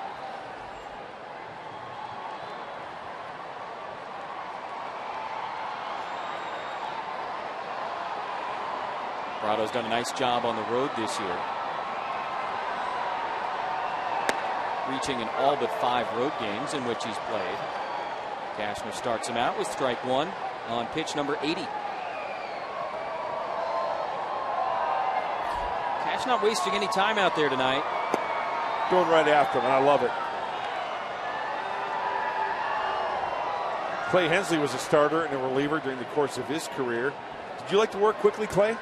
Yeah, I think I did. I mean, when I was here in San Diego, that was one of the things that Bosley and I talked about for, especially when I was a rookie coming up. He wanted me to continue to work quick, keep the guys in it, keep them on their toes, and keep them ready, especially after an inning just like that where, you have 2 guys go back-to-back. Like you said, you want to have a quick inning, get your guys back in the dugout while they're hot. Makes all the sense in the world. 1 out, top of the 6th. And the 2-1 to Prado is into center field for a base hit. Just the 3rd hit of the night for the Marlins. Prado taking a very aggressive turn around first base. And he'll head back there with a 1-out single.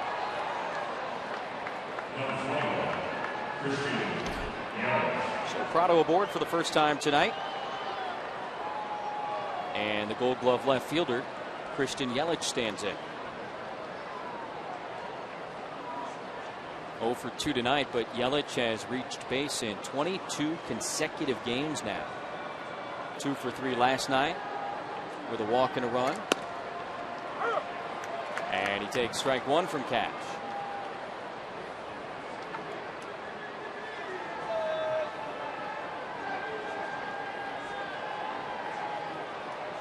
Now, Christian Yelich has grounded into only 5 double plays this year. The leader in that category for the Marlins is Casey McGee.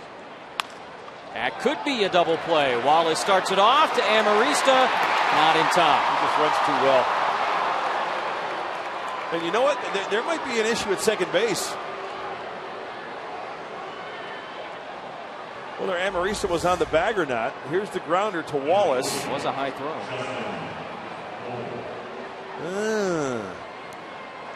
I think that's challengeable.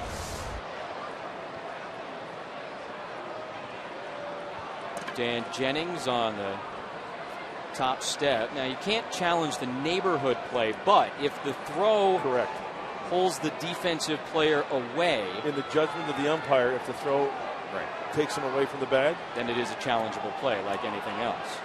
Long conversation here on the phone, and might have had the left foot down when he received the baseball. Hard to see. I think that's too much time. Yeah. Mike Goff, bench coach for the Marlins. See, here's where you go. Got to go. Tom Halley and the crew chief, the first base umpires, walking towards the Marlin dugout. He just whistled at him, and it doesn't look like Miami's going to challenge this one. So close play at second base, but it goes down as a 5-4 fielder's choice. Nice job by Amarista receiving that high throw from Brett Wallace. 2 away, Yelich on first, and Bohr coming up.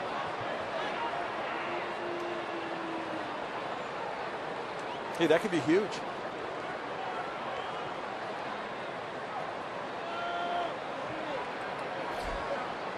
Bohr's driven in the only run of the night for the Marlins. RBI double back in the first. And Cash does not get that call. 1-0.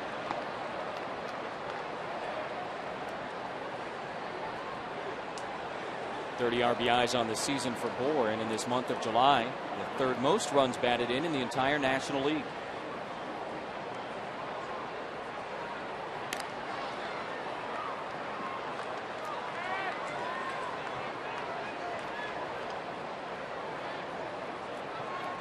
Cashner trying to finish 6 innings for a 4th consecutive start.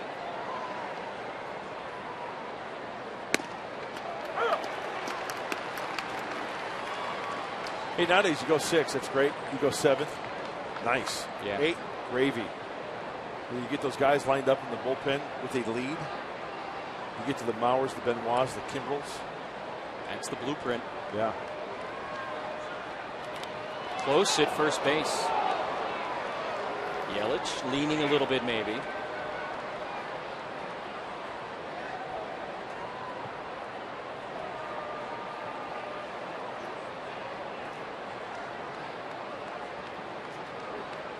Does have 9 stolen bases this year. And they'll check on him again.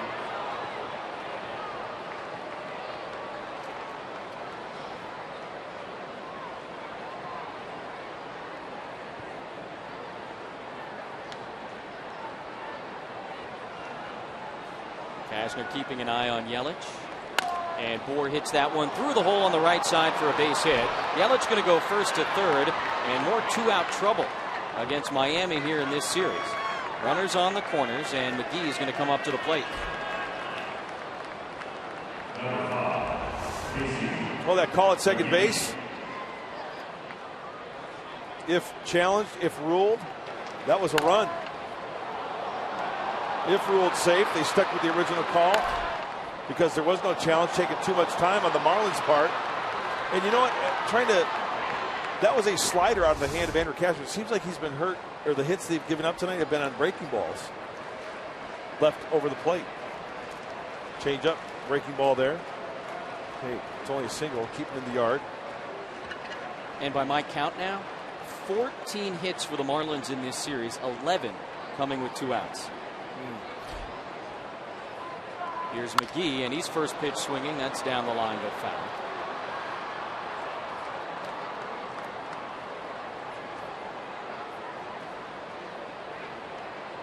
McGee with a 2-out double his last time up. Flew to center. He's 1 for 2. You know, if you limit those 2-out hits to singles, I'll take my chances. Sure. And last night with Tyson Ross, it was good pitches. Yeah. Little dribblers that found their way through. Yeah, they did beat the shift at times, didn't they? Fought off some pitches, going the other way.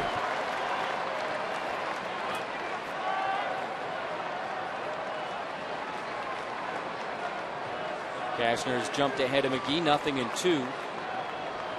Saw a 97-mile-per-hour fastball there. Well, he's added and subtracted to the fastball. That's what's great. 92 we've seen, 2-seam we've seen 97. 0-2 to McGee, and he just misses. Oh. 2-seam trying to bring it back. Derek Norris framing up for us and doesn't get the call.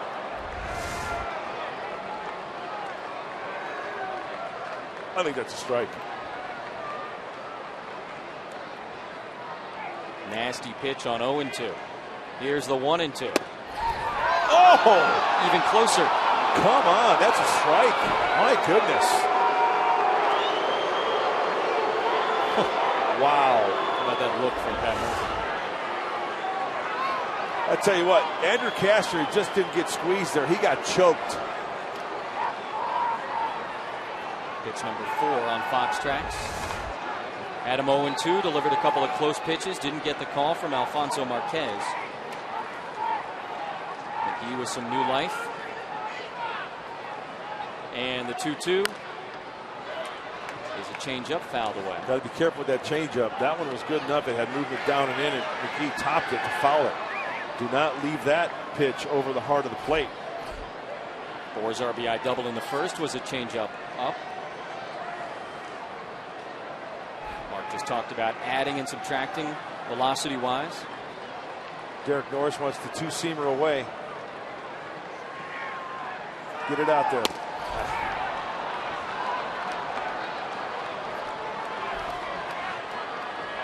Got to be one of the toughest things for a pitcher, right? You think you're out of the inning. It's frustrating. Yeah. That's where between the ears you got to erase it. It's easier said than done.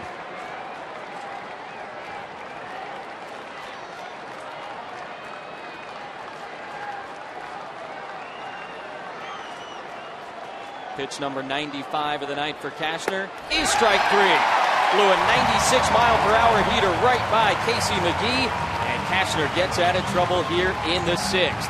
Thanks to a couple of home runs, Padres have a 3-1 lead as Andrew Cashner. Forget called strike 3. Let me just blow it by you. Dick Enberg from Cooperstown when we return.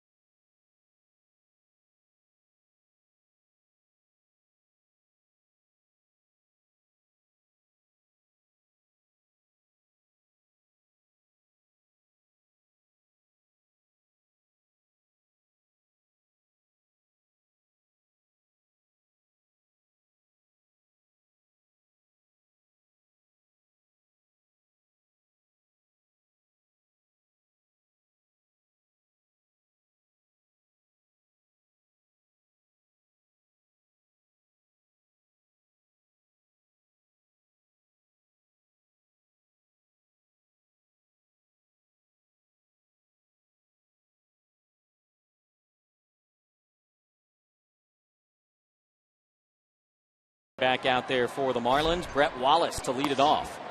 And he takes a breaking ball outside. Andrew Cashner struck Casey McGee out 2 or 3 times to end the top of the 6th. Didn't get a couple of calls and then did it himself. Wallace, broken bat into right. Ichiro coming on, won't get there. Another hit for Brett Wallace. Homer to tie the game to lead off the 4th. And he singles to lead off the 6th.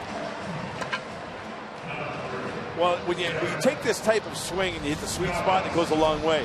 When you take this swing and you get jammed a little bit, down by the bat, literally the bat on that bat, that's snappy happy, and happy because it's a big league knock. Wallace 2 for 3. Derek Norris 1 for 2. Padre catcher singled his first time up. Fouled out to Mathis, Marlin catcher in a second at bat. And where was that pitch last inning? Yeah, and then Herring gets that pitch for a strike.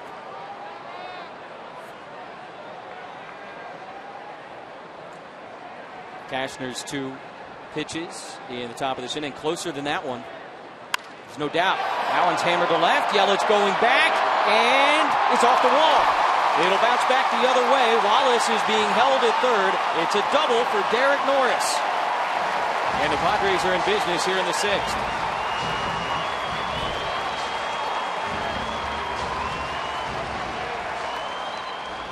Well, the broken bat single starts this one off, and then it gets Herring into the stretch. This 2-seam fastball, that leaks just too far over the heart of the plate. When Herring is successful, he's getting that pitch down and away. Derek Norris does a nice job almost hitting it out, maybe by a few feet. And that's why as a center fielder, you always have to back up your corner outfielders. As soon as that ball is hit, bust your tail over that way just in case that happens. Marlins bring the infield in halfway.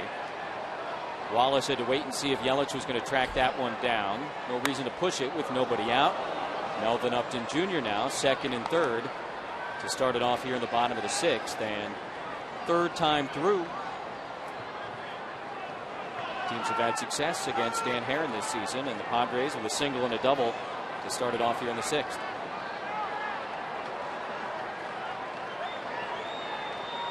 The 2 homers last inning, also third time through. In the dirt, 1-1. Third time's a charm. Aaron coming up on 90 pitches. And in some trouble here with his team down 2. Back-to-back homers in the 5th. Single double to start the 6th. Kemp getting ready for whoever he might see in his next at bat. And sharing the scouting report with Andrew. With a chopper up the middle. That's not going to get the run home, and Norris will be tagged out by Echeverria. So Upton reaches on the fielder's choice. Wallace stays at third, and Norris is the first out. Well, I'm guessing no contact play, right? Because Wallace stays put at third base. Contact, he is staying. Derek Norris gets caught in between. No man's land.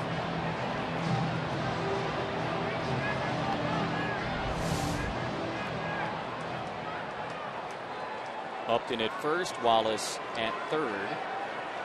And again, looks like the Marlin infield not going to quite come all the way in, but at least part of the way and on the corners. Clint Barmas stands in with 1 out, and close play over at first base. Melvin Upton Jr. had a pretty big lead. Yeah, back just enough. The corner or the middle infielders at double play depth as we take a look. Herron quick with the feet. You know what? A good throw maybe gets him. He was leaning. Yes, he was. That throw over was high. Certainly an opportunity for Pat Murphy to put something on as Herron delivers. Ball 1 to Barmas. You know, a guy with good back control like Clint Barmas, I wouldn't mind seeing like just a little push point down the right side towards first base. Saw him pull off a successful squeeze against the A's. And that's the responsibility of the runner at third base, to have a good look-see in. As soon as you see that trajectory of the ball off the bat, in the case of a bunt, you've got to be off and running. If the ball's up in the air, you hold your ground, you retreat back. All kinds of options. And that is in the air, right side of the infield, foul territory. Bohr coming over, and it lands inside the Padre dugout.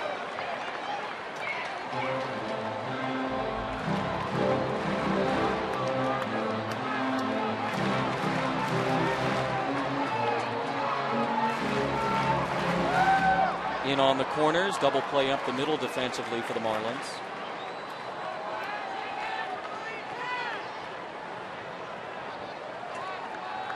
Padres trying to add on to the 2-run lead here in the 6th. Throw over. See Mathis give a little thumb flip for the sign for Dan Herron there.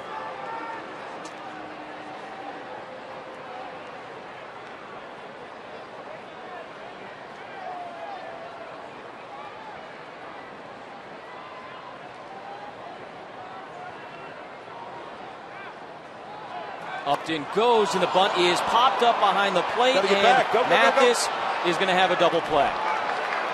Kind of a worst-case scenario for the Padres as the pitch came up and into Barmas. He popped up the bunt with Upton running, and just like that, the threat is done.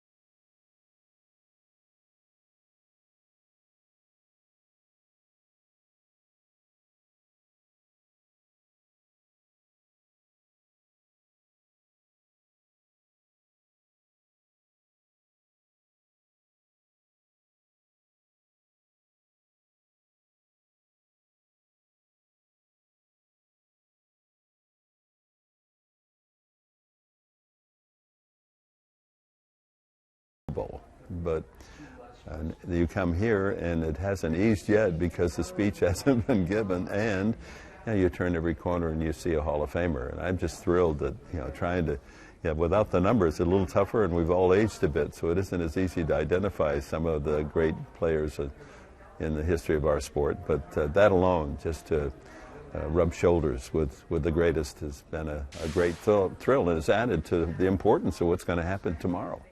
Well, we appreciate Dick Enberg taking some time out of his very special weekend to keep us posted on everything happening in Cooperstown. Tomorrow afternoon, he'll receive the Ford C. Frick Award from the National Baseball Hall of Fame.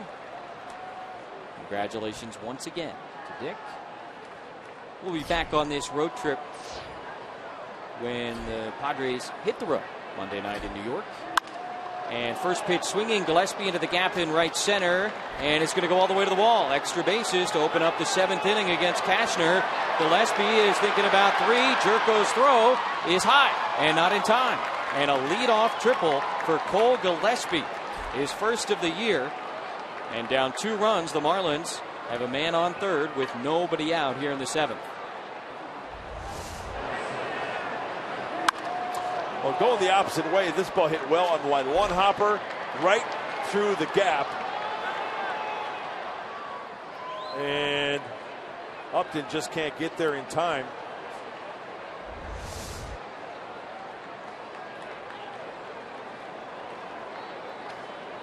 Pat Murphy's going to come out, and guessing that's all for Andrew Cashner. Leadoff triple in the 7th in a 2-run game.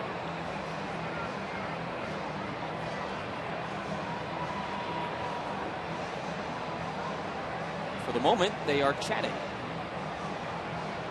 You know what? I still like the stuff of Andrew Cashner. I would leave him in.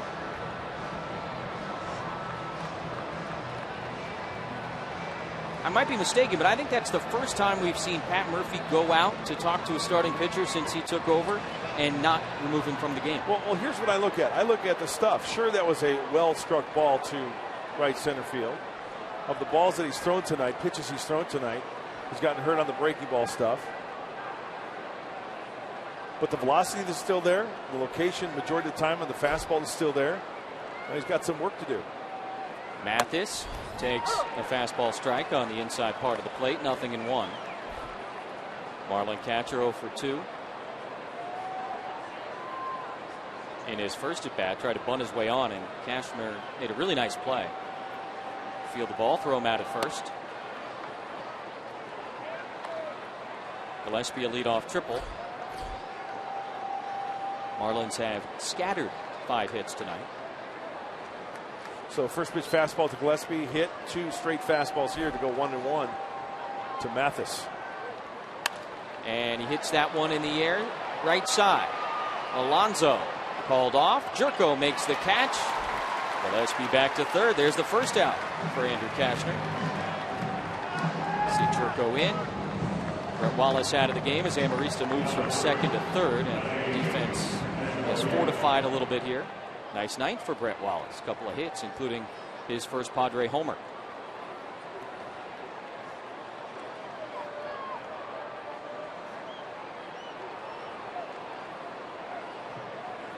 Shortstop Echeverria in the 8-hole.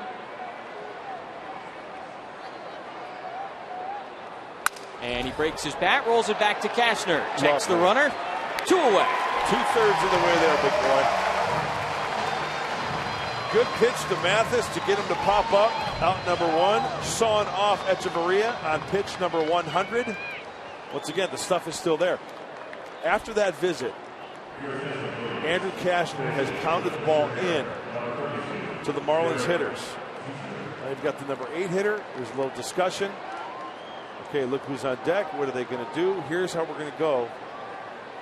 As they're going to pinch hit for Echeverria, Derek Dietrich, the left-hander, is going to hit the pitcher spot on deck. Or right now, rather. See the numbers for Dietrich in just 31 games.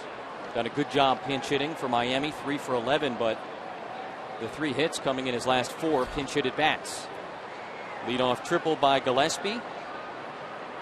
Cashner got Mathis, got Echeverria. I got so excited I forgot to put down the 1-3 in my scorebook.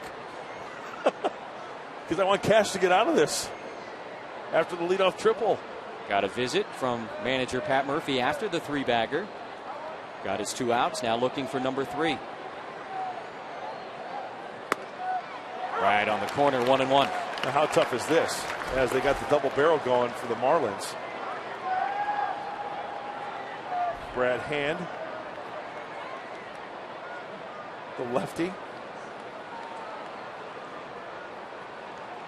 Aaron's night is done. Goes 6 innings. And he hit him. Sounded painful. So Dietrich, the pinch hitter, takes one off the elbow. And now 2 outs with Ichiro coming up. Trying to go with a 2-seamer to bring it back in the inside corner, and just gets him on the right elbow. We also saw Brian Morris warming up with Brad Hand in that Marlin bullpen.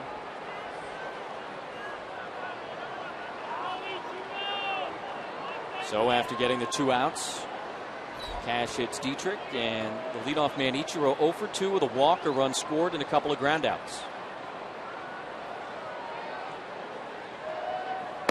Ball 1.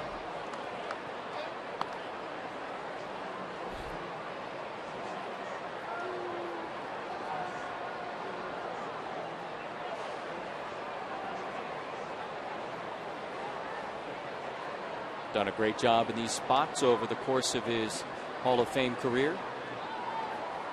And he lines that one to Jerko, and he made the catch. Nice job by Jed going down and getting that one. Great job by Cashner working around the leadoff triple. A strong 7 innings from Andrew Cashner.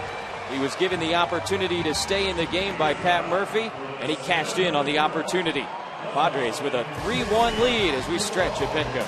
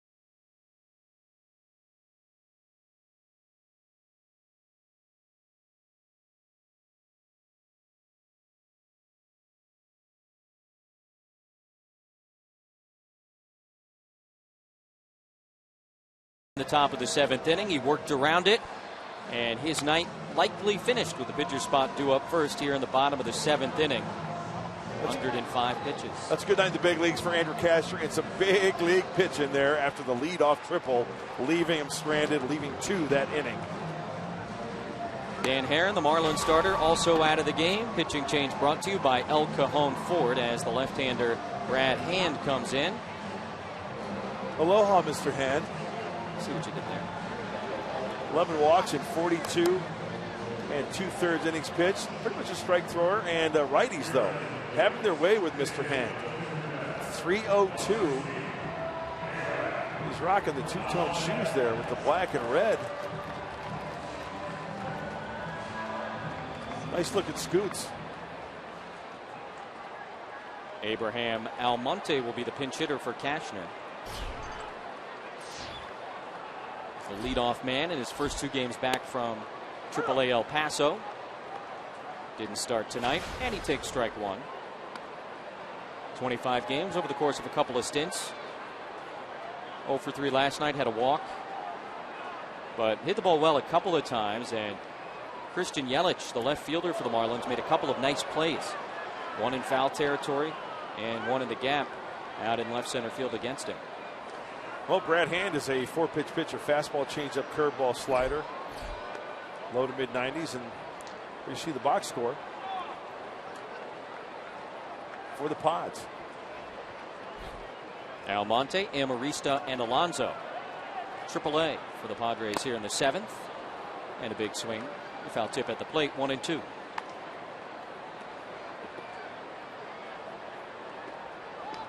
Almonte 3 for 11 as a pinch hitter this year.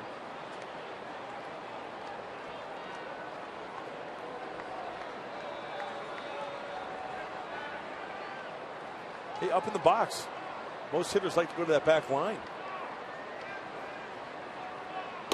On 1-2.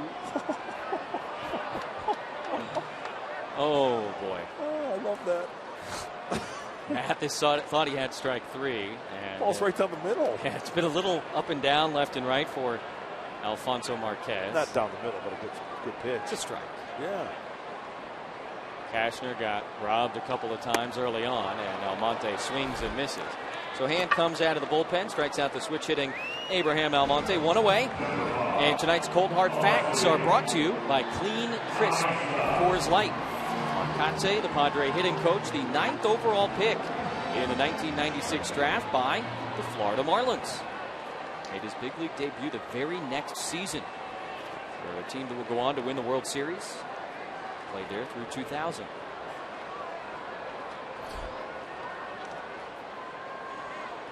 Amaristo for 3. Jesse, I know you grew up in South Florida, and the Marlins were your team, first team that you saw, big league team, correct? And the regular season, yeah. Yeah. Any Marlins stories? Oh, so many. I was at the first ever Marlin game. Charlie Huff and the Dodgers. Cool. Huff pitching for the Marlins against the Dodgers. And Marista the other way, 1-1. Saw plenty of Katse over the years. Some tough seasons for that team after that 97 World Series. Yes.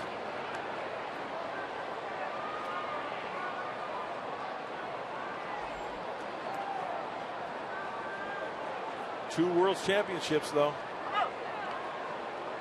And have never won a division. Never won a division and never lost a playoff series. 2 wild card berths. Got them to the big dance, and they went home with the crown. 97, a great 7-game World Series against Cleveland. And then in 03, Josh Beckett took over against the Yankees. Ball and 2 strikes to Alexi Amarista, leading off tonight, first time this year. Started the evening playing at second base, moves over to third here in the middle innings. And Hand strikes him out. Back-to-back strikeouts for Brad Hand out of the pen. And 2 away as we take a look at our San Diego fans of the game. I thought for sure it was going to be the kid in the sandbox. Nice family affair on a Friday night. Got the fedora. Got Marlins man Jr. And there's our other fan. There he is. Aw. What are you doing? Just wanted to eat the sand. You take him, Mom.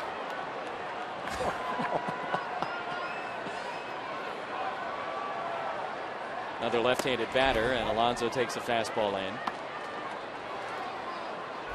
Hey, Hand's got that kind of herky-jerky motion from the left side. A little deception there. Always going from the stretch. Nice pitch to Alonso there, 1-1.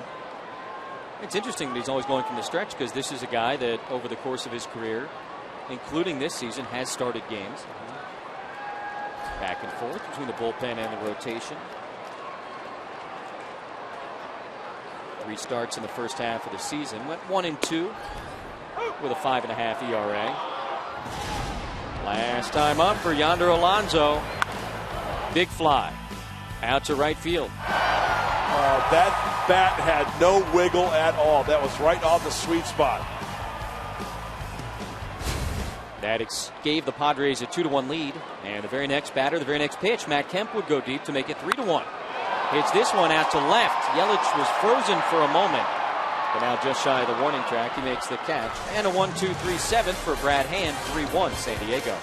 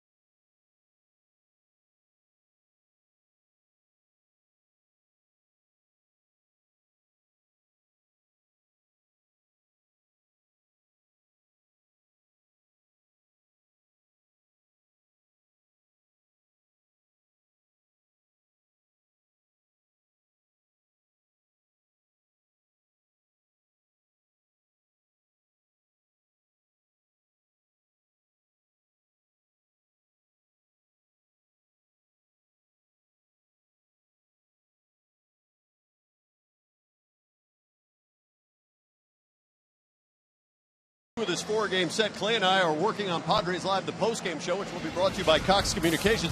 Fifth inning, boy, back-to-back homers. Nice to see for San Diego. You got to love this. Alonso stays back on a hanging changeup, drives it out of the park. I mean, that was an absolute bomb. And then here you go. You got Kemp. Pitch was supposed to be down and away.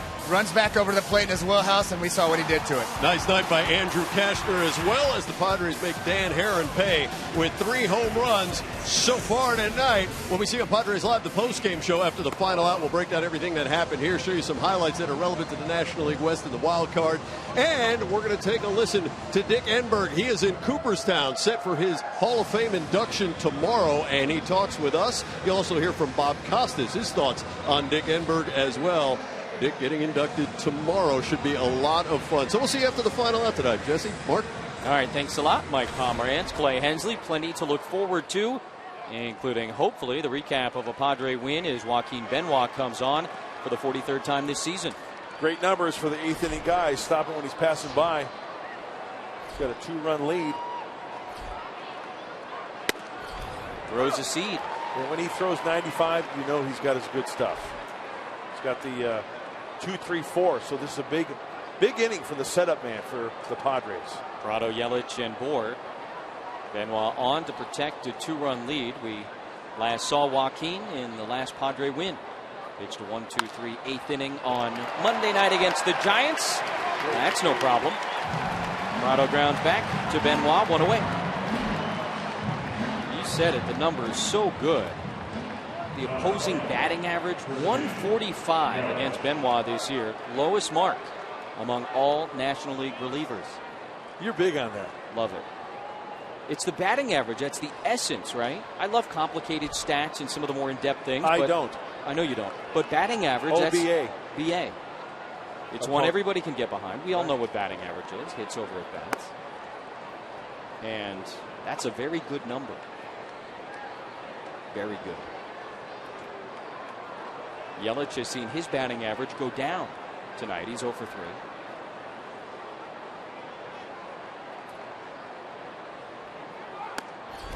.95 and high. You know, kind of like Andrew Kastner, he is such a free and easy motion. Yeah. Hits 97. Benoit's kind of like the same guy. Nice and easy delivery, but the arm speed and the ball jumping out of his hand. I mean, look at his delivery. And then the next thing you know, it's 95. And then when he wants to change it up, Cambio. There it is. Nasty repertoire for the veteran reliever.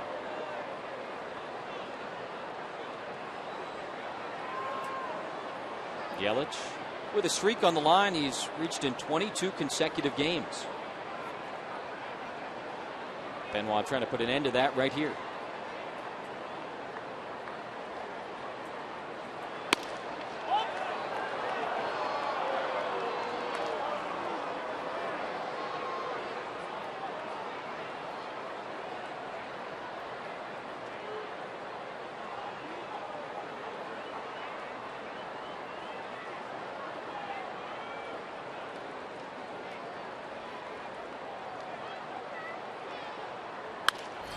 In the air, foul ball, left side, and now a 3-2 count to the Miami left fielder.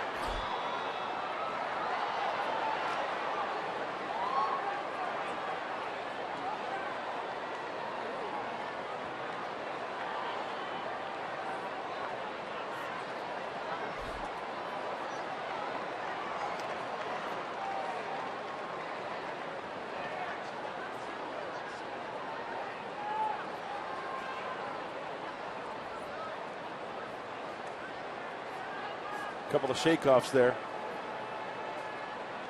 Payoff pitch to Yelich, and he lays off the high fastball. 1-out walk, and he has now reached base in 23 consecutive games. As we take a look at our Bill Howe plays of the game, Andrew Kashner allowed a leadoff triple in the 7th inning. Pat Murphy came out to talk to him. Gets a foul out to Jerko. Echeverria, weak ground ball back. And after a hit by pitch, a line out. Off the bat of Ichiro, Pat Murphy allowed Andrew Kashner to try and get out of trouble, and he did just that. Oh, that's some big league pitching. I love it. Reaching back. Giving him some leash. The dangerous Justin Bour now rolls over on one and fouls it away. 0-1. But like I said, and Andrew Kashner proved it. He still had the stuff. Yeah. It was pitch 96 when Pat Murphy went out there to talk to him. And then he just started to pound the fastball in. Made some good pitches. Benoit trying to keep this a 2-run game against the guy that has driven in the only run of the night for Miami. Bour had an RBI double back in the first. There's the change. 0-2. Carter Capps, Brian Morris. Hoping to see Capps at some point this weekend. I am too. Got about as unorthodox a delivery as you will ever see. 0-2 to Bour.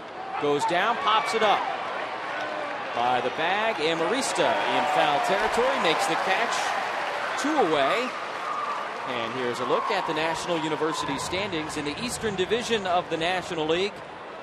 Mets beat twice in a row by the Dodgers yesterday and today.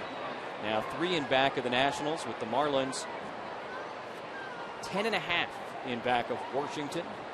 Did you just say Washington? That's what they say there. Phillies the worst record in the National League. 2 outs, Casey McGee. First pitch swinging, and that's foul down the right field line. And with the clock ticking towards July 31st, Cole Hamels, the lefty veteran from the Phils, where is he going to end up? If anywhere. Sounds like somewhere. For the Dodgers have had interest. Toronto appears to be in on every potential trade when you read these things. Marlins made a deal today. Guy we saw in last night's game shipped off just like that. Relief pitcher Steve Cishek.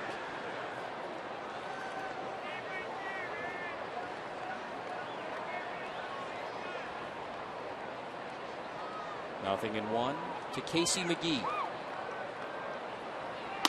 And Benoit's fastball is a little bit high.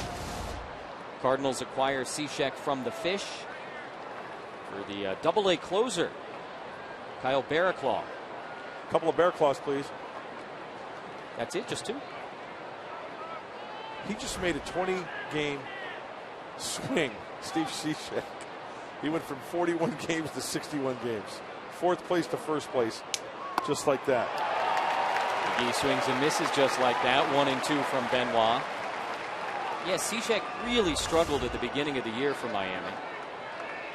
That's the slider. Even though it's a high slider, McGee way out in front. But we know that the changeup from Benoit, that's his socio. You know what socio means? Friend.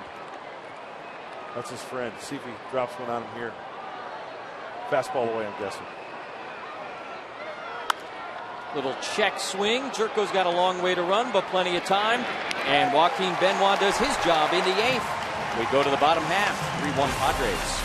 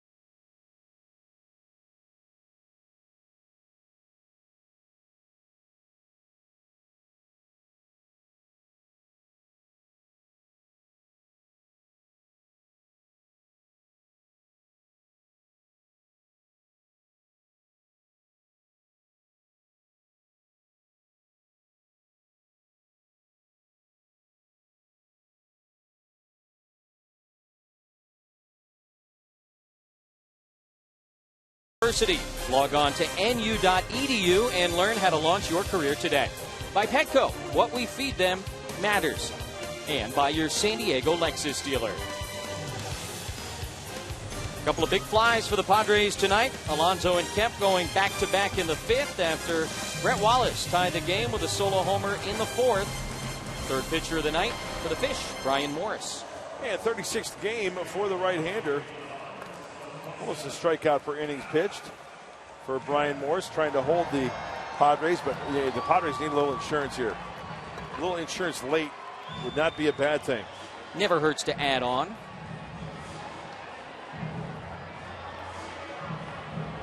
Morris will be facing Kemp, Upton, and Jerko. 3, 4, and 5 for San Diego.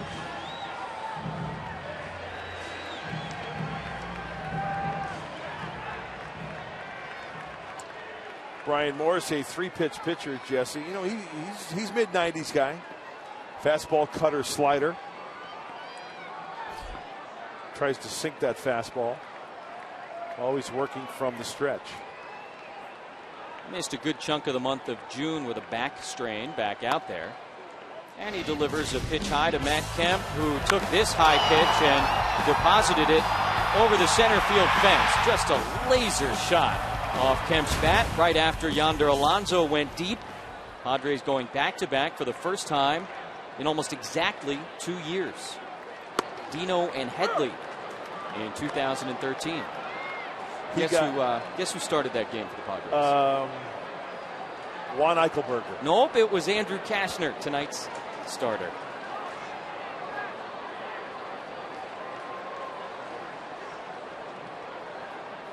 Ball and a strike from Morris to Kemp, and now 1-2. But when you go back to that pitch, once again, Herron doesn't throw that hard, right, as Craig Kimbrell heats up. He got on top of that high pitch just enough to send it on its way to center field. Work underneath that pitch. It's a fly ball to center. It was a very well struck ball. All 3 home runs tonight for the Padres. Big flies. Kemp strikes out. Morris gets his man to start the 8th inning. 1 away. Our game is presented in HD by Sony 4K. 1 out in the bottom of the 8th inning with Justin Upton standing in.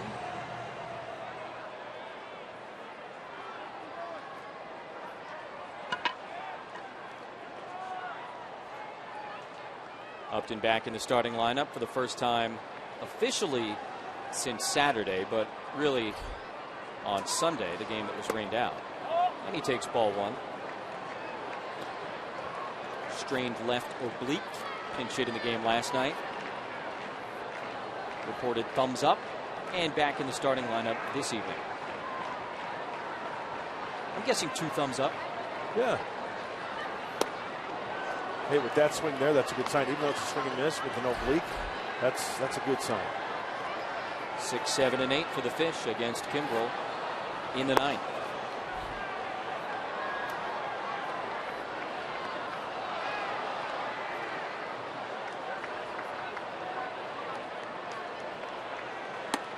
Lays off, 2-1.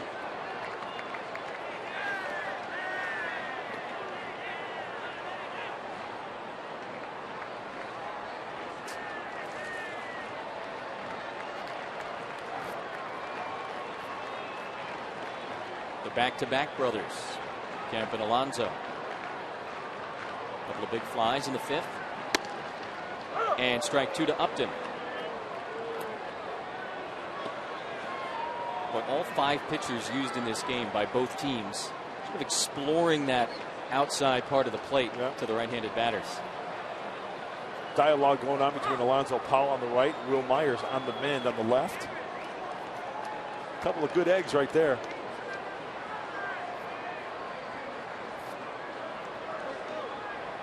Chris Budden told us earlier tonight, Will Myers doing some swinging with the light bat as he continues to work his way back from the wrist injury. He'll go on this next road trip with the team as Upton sees Echeverria backhand it and throw him out by a step. Nice job by the Marlins shortstop, and 2 away. Hey, as promised earlier in the game, Jesse, we've selected the Data Strong fan photo of the game. How do you do that? You tweet your strongest fan photo to use the hashtag #SDDataStrongFan for a chance to be featured in an upcoming telecast. Brought to you by T-Mobile. And thank you, Janine, at J Little Lee 21. J Little Lee 2-1. Got the camo jersey. Dual selfie. 2 people. First at bat of the night for Jerko. Came in to play defense in the 7th. And he takes a fastball. 1-0.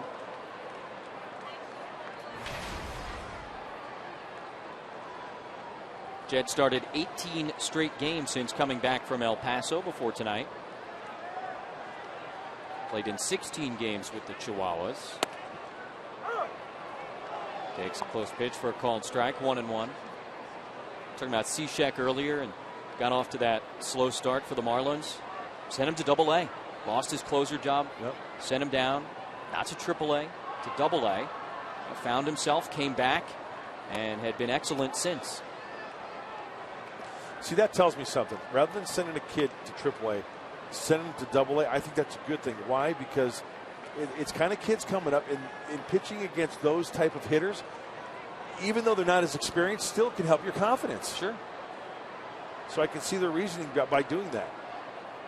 And the Marlins people all said Cishek took it as professionally as possible, understood the situation, and now he's off to St. Louis. Jerko grounds to short, and a 1-2-3 8th inning for Brian Morris. Craig Kimbrel coming on to close it out.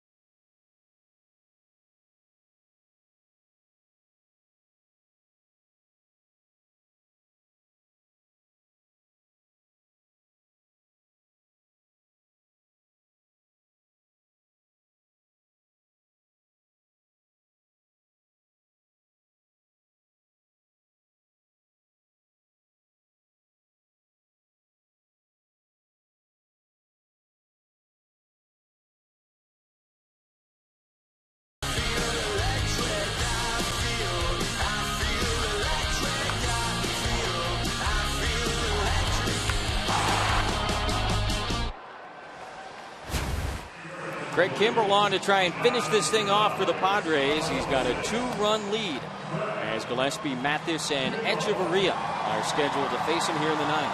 Oh, great numbers. The one I look at, I know you like the opponent's batting average, which is always nice. Take a look at Kimbrell's.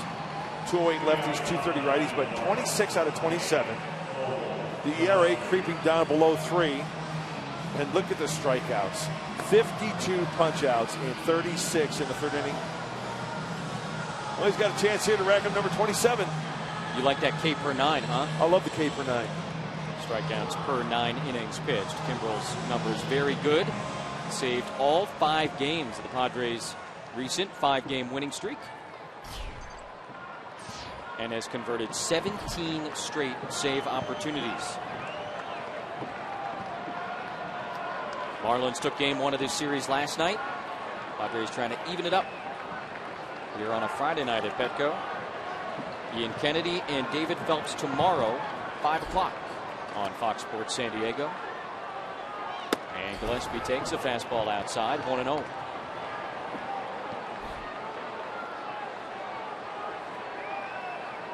Gillespie split last season between Seattle and Toronto minor league systems. So while many of these Marlins familiar with Kimbrell from his days in Atlanta, Gillespie not on that list. And he swings right through a 97-mile-per-hour heater,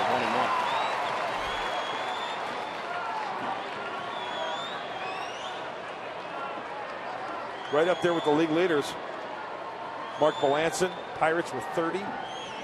Bunched up, and Craig Kimbrell with 26. Among the leaders in the National League. And ahead of Gillespie, 1-2. I'm going Sunday night to the Symphony. Are you? Yeah. Good for you. So you don't want to join me? I have to go with the team. Oh, that's right. The road trip. Hey, every time I'm with you, I see fireworks. Aw. You're so sweet. Just a big teddy bear. Checks his swing. You think he went on that? I know you do. You know, it's closer than you think every time. Every single time? Sure.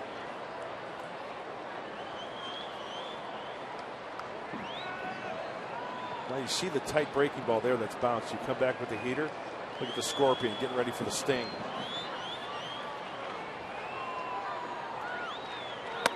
Fastball up and in, and a full count to Gillespie, leading off the 9th. When he led off the 7th, he tripled against Andrew Kashner.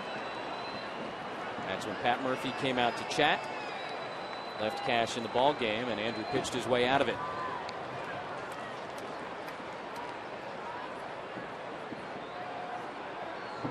Sixth pitch of the at-bat to Gillespie. And the fastball's hit out to right center. Kemp on the run, calls for it, makes the catch, 1 away. Closed captioning is brought to you by Wiener Schnitzel.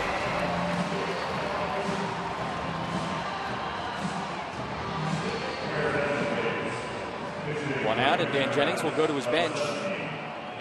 Catcher Mathis, the scheduled hitter, but you're going to see pinch hitter Donovan Solano. Been a struggle for him. 25 pinch hit at bats and just 3 hits.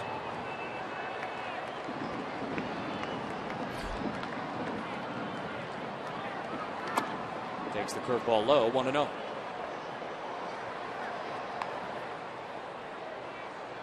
Pretty much one of 2 things when you're in the batter's box against Craig Kimbrell, but that doesn't make it any easier.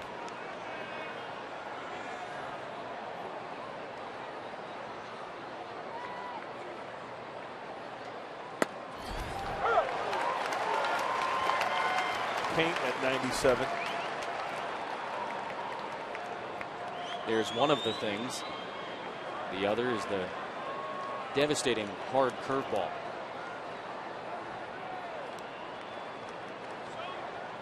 Keeping it down, keeping it away.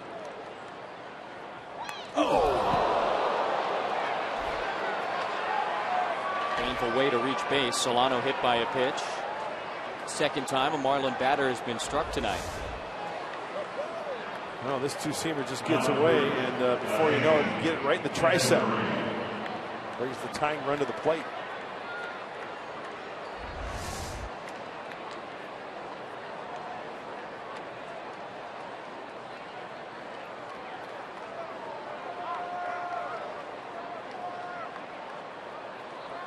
Shortstop Echeverria 0 for 3 tonight.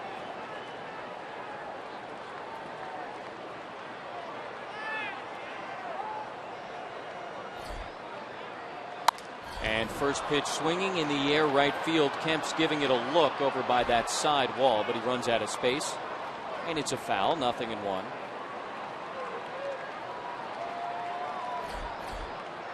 Old friend Michael Morse out on deck.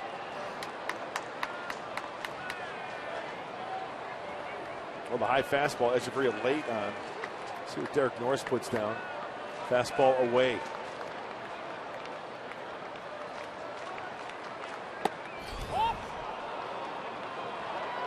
Derek did everything he could to try to frame that one and get it for Quick Kimbrel.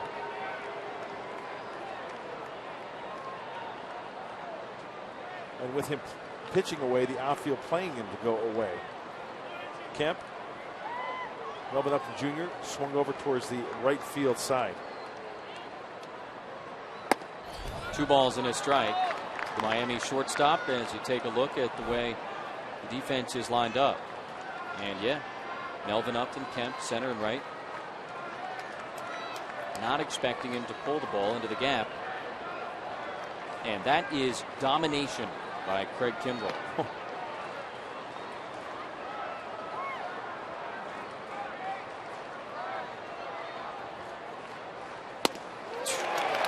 Two and two. That's a snapdragon. This is a power curveball. Get up on top of it and look at that break straight down. That ball almost looks like it backs up on him a little bit.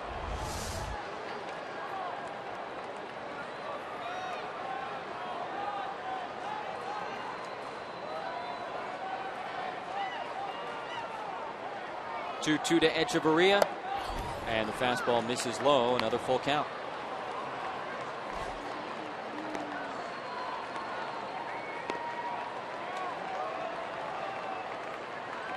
Kimbrel got Gillespie to fly to right.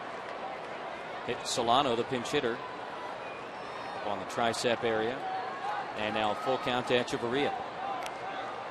Check on Solano.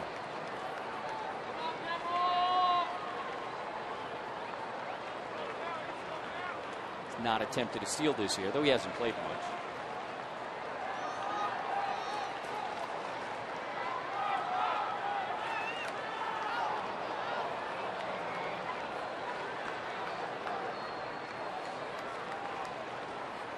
Looking across the diamond, getting the signs from the third base coach, Lenny Harris.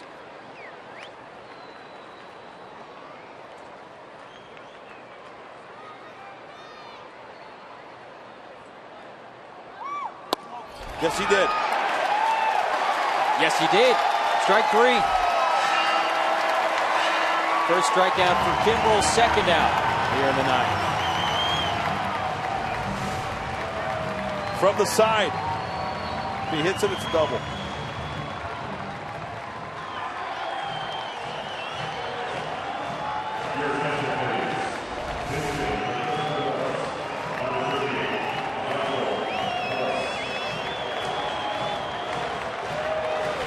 Power against power, right, Jesse? That's it. I think Michael Morse, take a look at his numbers in 49 games. He's got one thing in mind. He's up there to try and tie this thing with one swing. Very disappointing year for Morse, who signed the free agent contract. But you got to respect the power.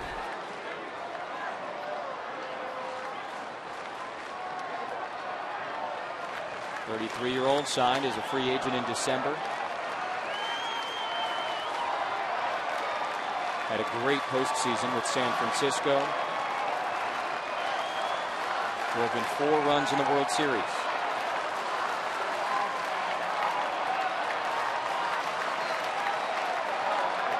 Runner goes, and they'll let him take second base.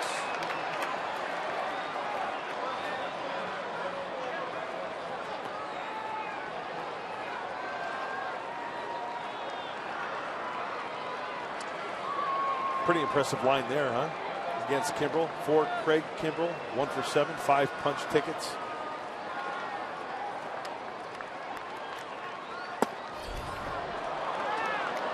Everything been down, a little bit of weight of Morse, and a bit of a dangerous spot here, 3-0. Leadoff man Ichiro on deck.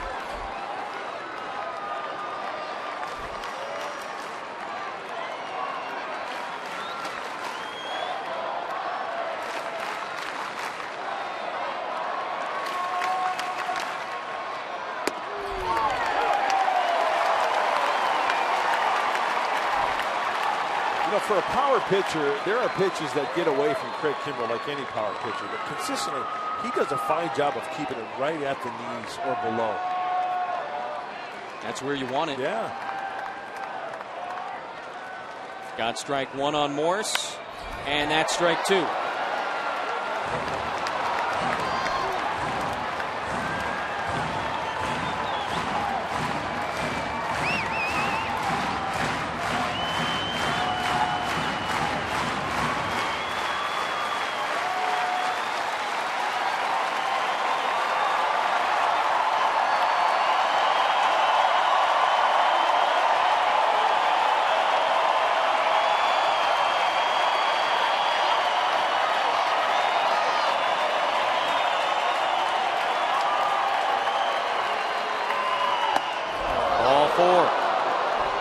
Up and into Morris. Everything else had been down. And the tying run now on base for the Marlins. Well, as we mentioned earlier, Michael Morris had one thing in mind with one swing, trying to tie it up. Kimbrel, look what he tries to do here. Wants to give him right field. He knows he's a full power hitter. So everything's away, away, away. Mixed in a breaking ball, but there's a fastball that leaks down and in. Maybe tried to overthrow that one a little bit. Arm dragged a little bit, and hence it was up and in. Now there's a force at any base if the ball's put in play, but you got a tough hitter up. Good bat control guy in Ichiro. Real Muto, who's a catcher but runs well, will pinch run. He represents the tying run at first base.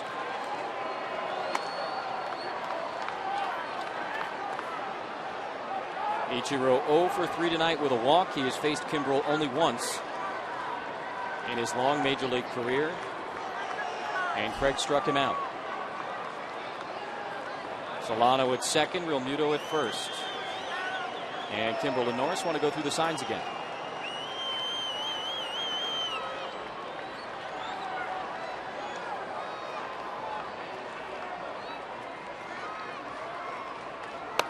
There's a strike at 97.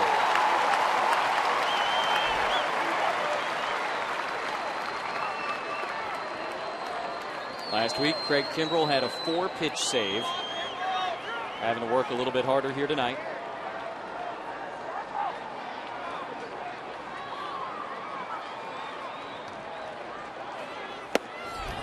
Just misses, 1-1.